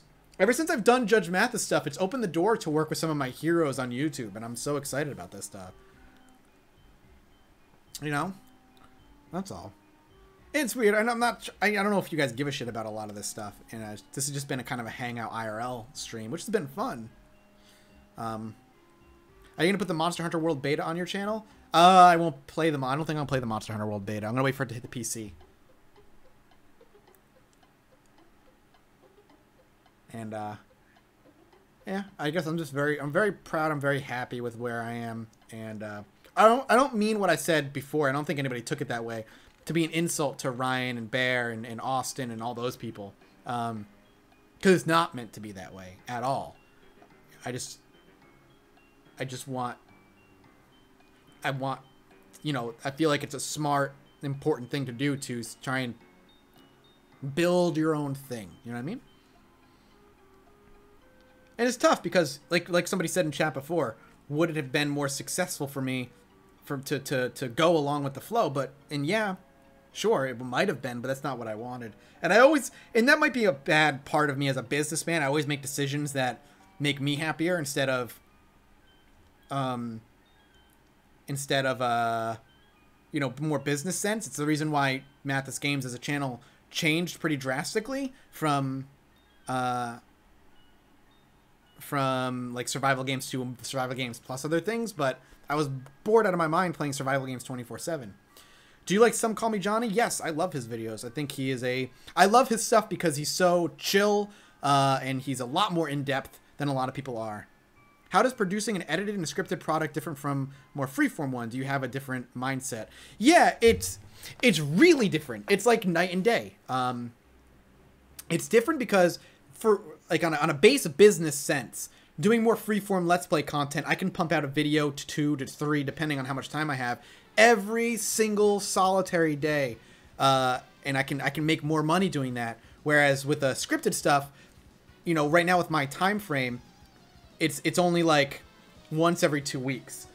And the thing is with scripted content, it's a totally different mindset because I have to play the whole game through, record the whole thing. Anytime I come across something interesting or I want to make a comment on, I take a note, and I timestamp it for myself.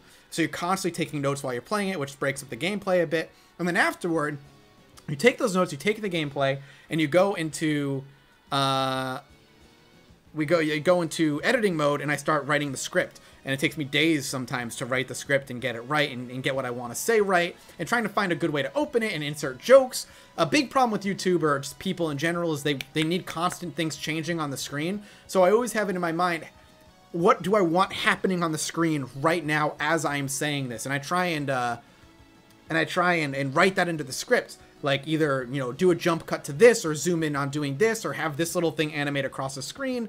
So it's a different mindset because I'm constantly thinking about the video in my head and what I want it to look like and what I want to say, and then keeping that all down about 10 to 15 minutes. It's a very different process. Mathis, so why can't we have a direct support Patreon style? What if Mathis could go public? We buy a percentage of your business, like sell it at dollars or something. Everything you make, whether it be videos or merch, we also get a cut. That way you operate like a startup. We have way more capital. Because that sounds like not... I wouldn't have control over my stuff that way, you know what I mean? I'd rather do it my way and have control over it. I'm doing well, Butterbuns. Here's something that maybe I was working on, or maybe a friend, or maybe no one. It's 24-minute. Talk about a game. Had like 2 hours of video to be edited down. On top of that, planning it all out. Yeah, I mean, like you take hours and hours and hours of footage, and you have to take the useful stuff. You take all the useful stuff, and you have to like cut it all out, and you basically take hours of footage and try and find the 15 minutes that you want. Top 10 birds, still need to sue over that one. Listen, don't be jealous that my top 10 birds video is the best video I ever made, and it wasn't scripted, and I just rambled for 10 minutes. And Dean left the burps in and hiccups in. It was just funny. God, I love that video because it was just ridiculous. I was like so short on time because I was going on a trip and I didn't have time to do like a proper video. Do you have any techniques for your vocal delivery and making it sound natural? Literally just practice, Sinnoh. That's one of my biggest things that I'm constantly working on is writing like I speak and not writing like I write. I went to school and my major was creative writing and English and stuff. And the way I write is drastically different than the way I speak. And trying to write like I speak and not write like I write is very, very hard. Delivery is just something I've been working on. Trying to not sound like I'm a robot, and I've definitely gotten a lot better at it, and I sound a lot better. But it's just practice, man. Practice. And the best thing to do is just really force yourself to try and speak while you're writing or something. And so you constantly are writing like you speak. Which sounds so weird to say, but I hope you get what I'm saying.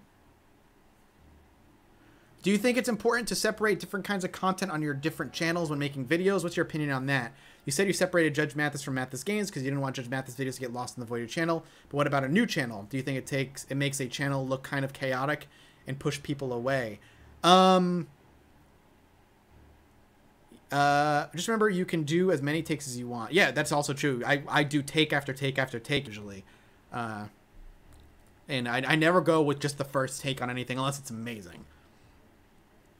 Do you think it's important to separate channels? I mean, you do what you want, Oni, I guess. The thing is, if I left my Judge Mathis content on my Mathis Games channel, first of all, it would be buried within a few days, and it would just not be on the front of my channel anymore unless I made it like the trailer. I can't stand hearing your own recordings. I feel that I sound stupid. Dude, you get used to it. You absolutely get used to it. After listening to myself speak so long, here's a weird phenomenon. I'll get back to what Oni said in a minute. Here's a weird phenomenon. You hear yourself differently than you actually sound until you start working within an industry like this and you start hearing yourself talk a lot. And now the voice that comes out of my mouth that I hear when I'm speaking is the exact same voice I hear through a video. You get over it over time and you get better. So, you know what I mean?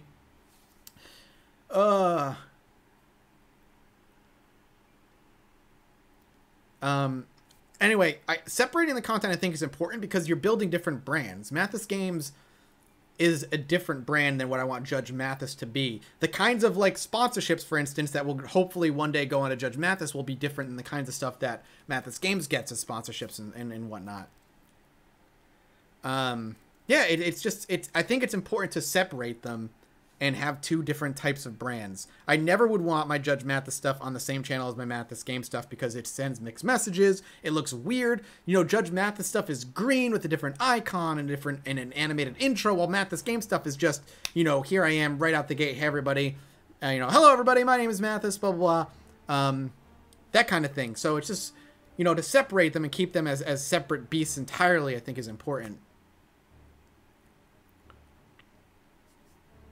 I'm sure Indy has some insight into this as well, because he had a Let's Play channel for a while.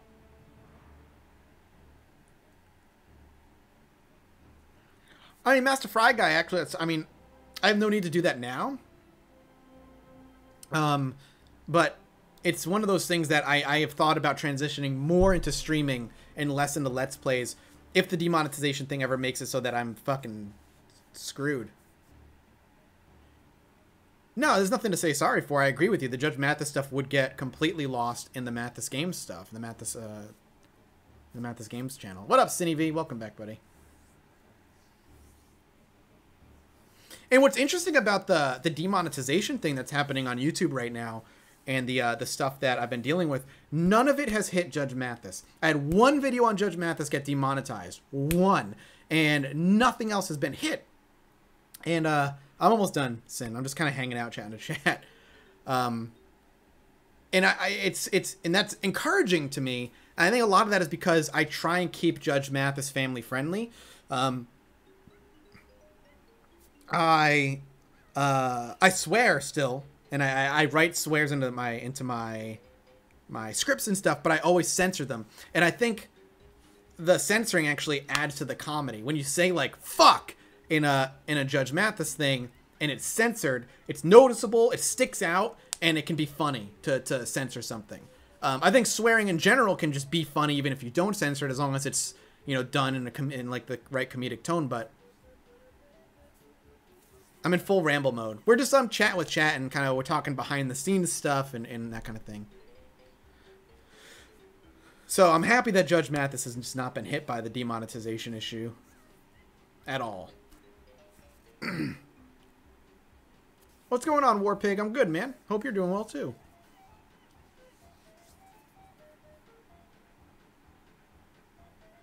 Was it Ghost Mathis on the far left of my screen? Is it? Oh, it's in my computer. Yeah. Hey, buddy. How you doing, friend? Yeah. Fuck yourself.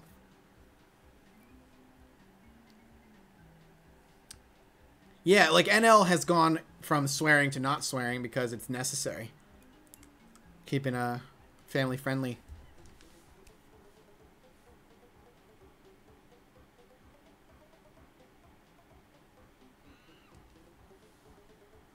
Mathis fingers himself on stream. Hell yeah. Well, I'm glad you find some entertainment out of it, Onigiri. Just call you Jake. Jake. Yeah, Sin, I feel bad for you. You get fucked by Sinvic. You get fucked by the demonetization thing like crazy. It's so weird. I feel bad, but I'm Mathis Games getting fucked. Every one of my videos gets demonetized for a while. Every single one. The hell does that even mean?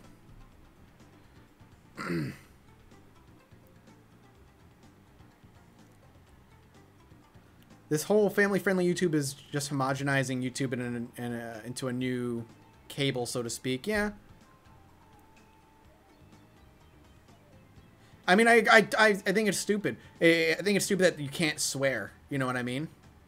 It's ridiculous. All right, dude. Have a good one. Bye.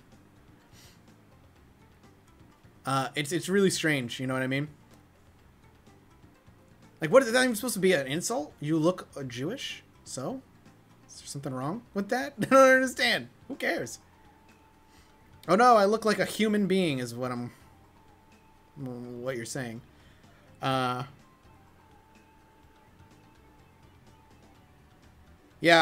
it'll be on either the Mathis Games or Judge Mathis channel. I can't really remember. I don't know which one it's going to be on, but I'll make sure I link it to you. Well, here's the thing, right? It's not necessarily about being family friendly, but their algorithm is so fucking awful that it just flags anything with a naughty word. And it's supposed to learn, and you know, it's like a self-learning bot that is supposed to recognize certain things and not flag them. But it hasn't learned anything in months. It still flags literally everything. And it's such a double-edged sword because I know YouTube has to do something because their advertisers are pulling out. They have to do something. But what they're doing is so extreme and like so not effective for what they want. If you take a look at like the weird oh god, the weird like kids content that is it's not working. It's so weird. It's such a difficult and confusing and frustrating situation as a creator. Doesn't make any sense. They need to hire people, man. They need to hire people to fucking do this and not have a bot do it.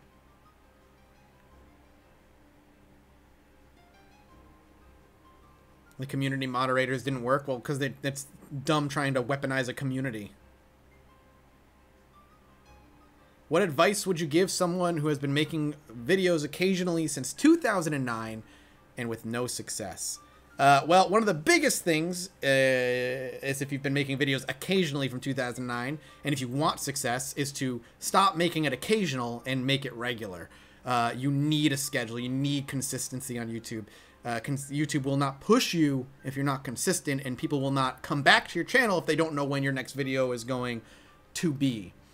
And then come back after a couple of years of being consistent and then reevaluate your channel then. If you're still not successful after a couple years, and I couldn't even tell you what a couple years of doing this, of being consistent anymore would even mean on YouTube, because the audience and the competition is so much more difficult than it was back when I got into it, like 2012. Yeah, I mean, like, whatever, if you're not consistent, I mean, if you're still consistent, you're still not getting success, it's time to look at yourself and look at the content you're making. You're clearly making something that has very little to no audience. Maybe you just need better equipment to make yourself sound good. And a lot of people, I'm not saying this is you, and this is just something that I think people need to hear, and people are really afraid to say when people are saying, why aren't I not successful? I've been doing this for so long. And it's just a fact. Maybe it's you. Maybe you just don't have the personality, the kind of personality people want to listen to. Maybe there's something up with maybe your voice is not one that is easily listenable to, which is just, sometimes you just get dealt cards that aren't meant for that. Maybe you're not relatable. Maybe the language you use, maybe the things you're into. A lot of it, unfortunately, I think Bacon Donut actually did a great article about this like a year or two ago. Maybe the problem is you as a creator. Not that you're a bad person, but maybe just you weren't cut out for this.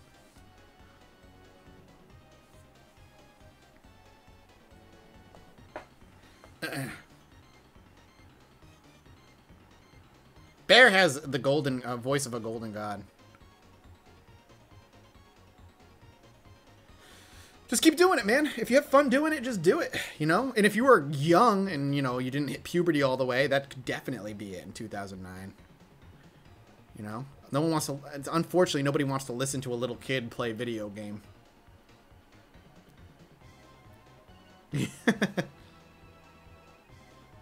Sam has a wonderful voice as well.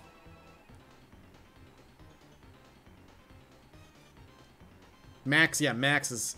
Oh, Max's voice is so good.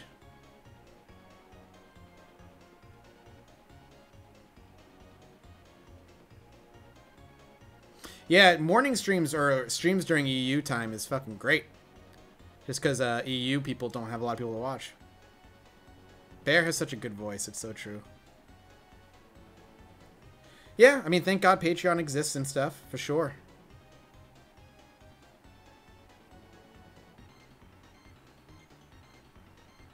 I'm happy with my voice. I mean, my voice is nothing special. I realize, like, it's not a bear voice or, you know, anything special at all, but I'm happy with my voice. I feel like my voice is... I hear myself, and maybe I'm just crazy, but I hear my voice as like an everyman voice, you know? It's nothing terrible, but it's nothing special. It's just a normal voice. The 1950s Mathis voice is pretty good. Yeah, I love my 1950s, like, Sellers voice. You know? Old-timey advertiser. Yeah, there's nothing you can do. You make do with what you can, you know? I'm very happy with the success I've found, and I wouldn't trade it for the world.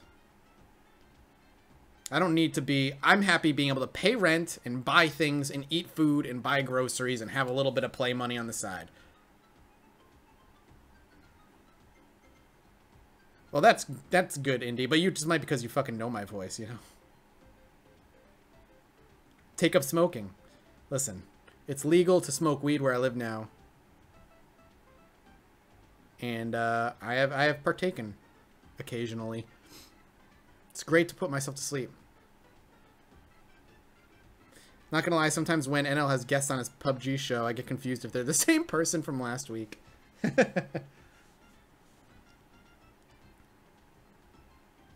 When are you getting a new shelf? I need to get a third one. I need to get a third shelf. Angry defensive Mathis barging into the NLSS. That was super fun. I was just using him as background noise as I was working on something else, and I heard him insulting me without saying my name, and I thought it would make for a very comedic moment. So I was like, I'm just gonna jump into the the Discord, and shout at them.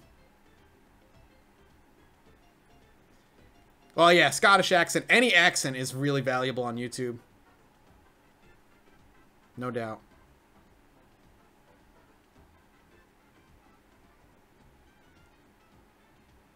Do you get fashion tips from fans? I've noticed every single content creator I've watched has gotten better looking over the years. No! You think you just learn to take care of yourself more? When you work from home, you need to make sure you're focusing on taking care of yourself as well.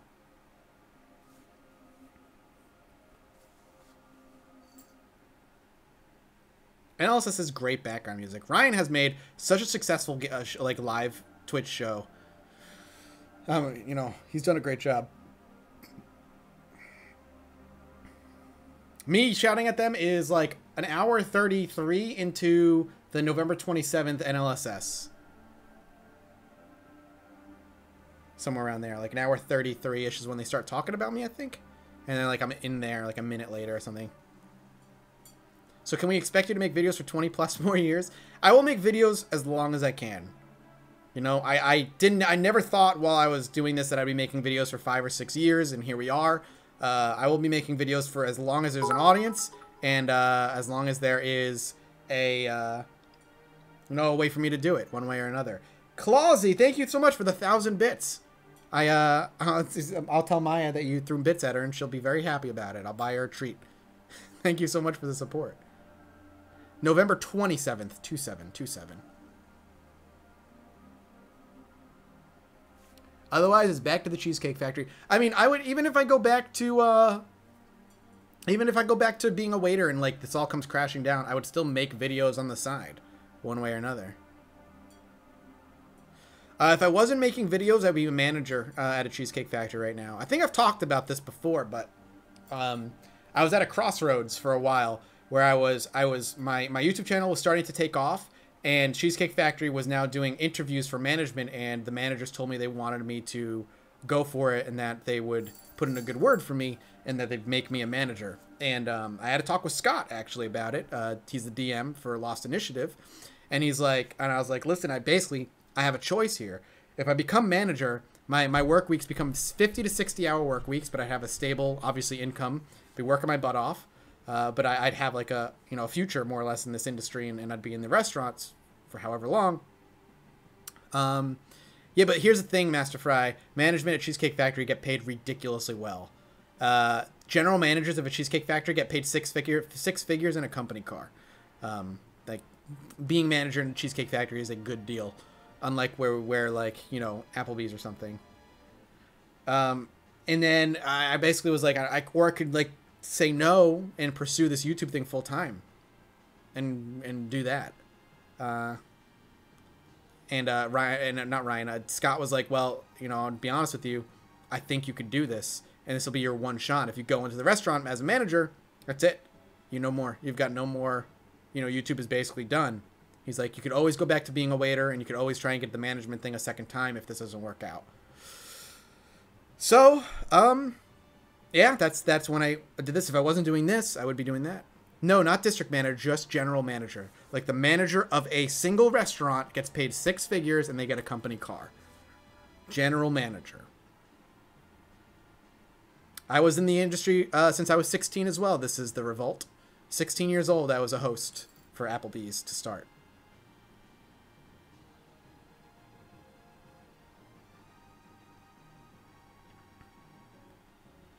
You don't understand how much money the Cheesecake Factory makes. They are a very, very successful company. Very successful company. They sent over a few of our employees to Egypt I think it was Egypt. They were opening the first Cheesecake Factory in Egypt, and they sent a bunch of our people over there for a few weeks.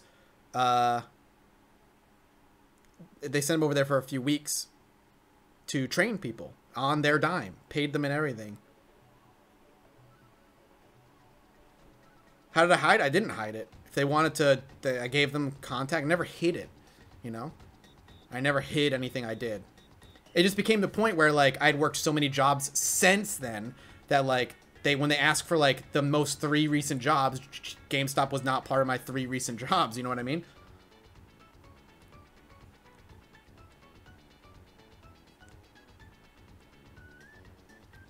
Mathis, I watched you on Dan's channel. You just started on Twitch. No, I've been on Twitch for years.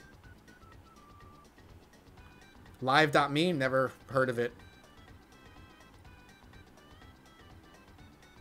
Yep, I had Funko Land near me. Mellow Mushroom, yeah, that's like a pizza place, isn't it? Yeah, it's...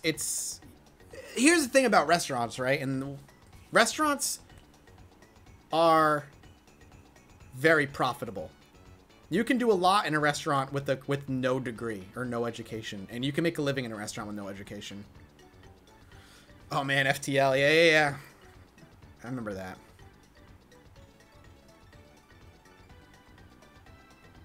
Streamers going on Facebook? Hey, diversify your revenue streams. If it works, it works.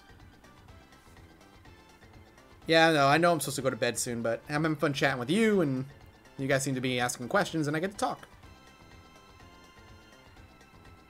I used to stream a lot, and then I focused my stuff on other projects, more or less. And my internet was not good enough to be streaming regularly. It kept shitting itself. Oh man, God. You can go check out Mathis Games. That's kind of like my thing. Indy, do you not have your Patreon hooked up to the Discord? I'll give you an invite for it if you don't. I'm surprised you're not in there. I'll make you an invite and I'll Skype it to you. To the Judge Mathis Discord. Would I ever have a streaming schedule? I would love one. I'm just not in a place right now where I can have one.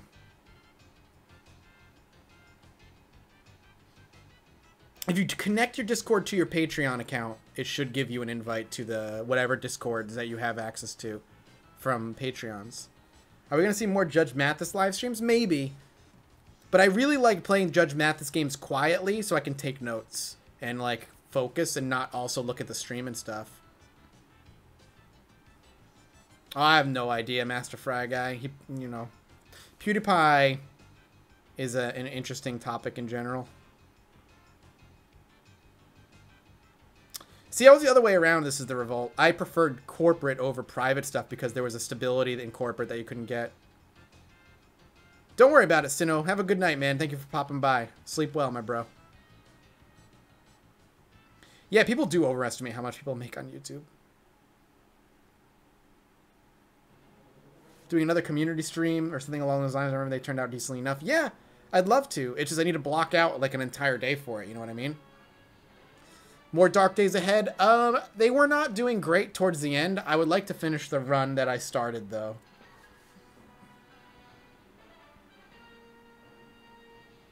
Have a good one, Jays.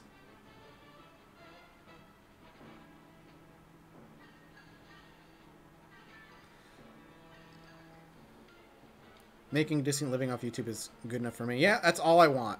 I could be making more. It's funny. I could be making more if I had chosen to not do Judge Mathis and do something else and be part of a different group. I could be making more if I stayed in restaurants, but I don't think I'd be as happy as I am now, and that is the most important. Oh, that's awesome, Fry.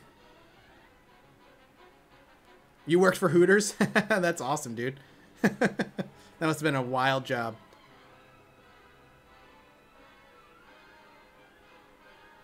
You know, if you can have both making money, like a ton of money and being happy, great. But if you have to choose one or the other, take being happy. Yeah, man.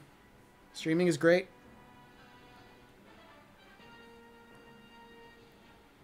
Yeah, it has ever since probably the introduction of wages, you know? You know, and without doing this job, I wouldn't have been able to travel the world like I have and travel all over the US and meet so many people. It's just, I would take this 1,000 times. Yeah, that's good. I'm glad he's got stability, you know? That's important.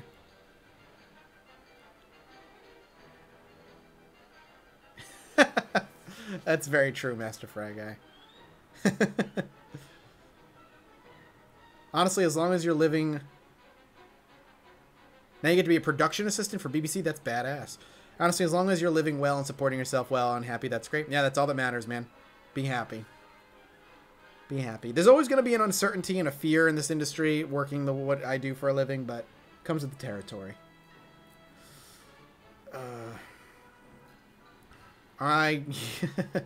It's an interesting question. I'm not sure.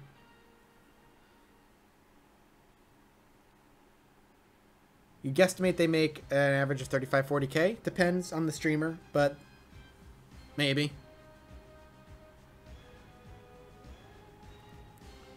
I'm sure, yeah, Indy, you'd be a good streamer, no doubt.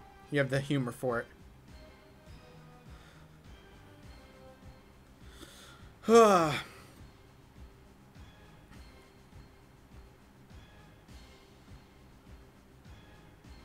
I'm going to try Lightning Dragon. I'm going to try. I'm going to try and see Subnautica to the end. Alright. It's been fun, guys. I should stop. I should go to bed. And so I can get to bed and get to work in the morning or afternoon or whenever I wake up at this point. Thank you, guys. It's been super, super fun. You know, it's fun just nerding out about big box PC games and then just talking about this kind of thing. So thank you, VFD King. I appreciate it. If you guys are just jumping in and want to see it, there'll be a thing at the bottom. You guys can go check it out. You can go watch the VOD, and I'll try and get the VOD up for YouTube. It'll be at some point. Word, Indy. I'll see you there, brother. Guys, have a great night. I love you. Thank you guys for hanging out. Thank you for all the ridiculous support. Tons of bits, tons of donations, tons of subscribers. You're wonderful. You're a wonderful community. I love you. I'll see you soon. All right? Bye-bye.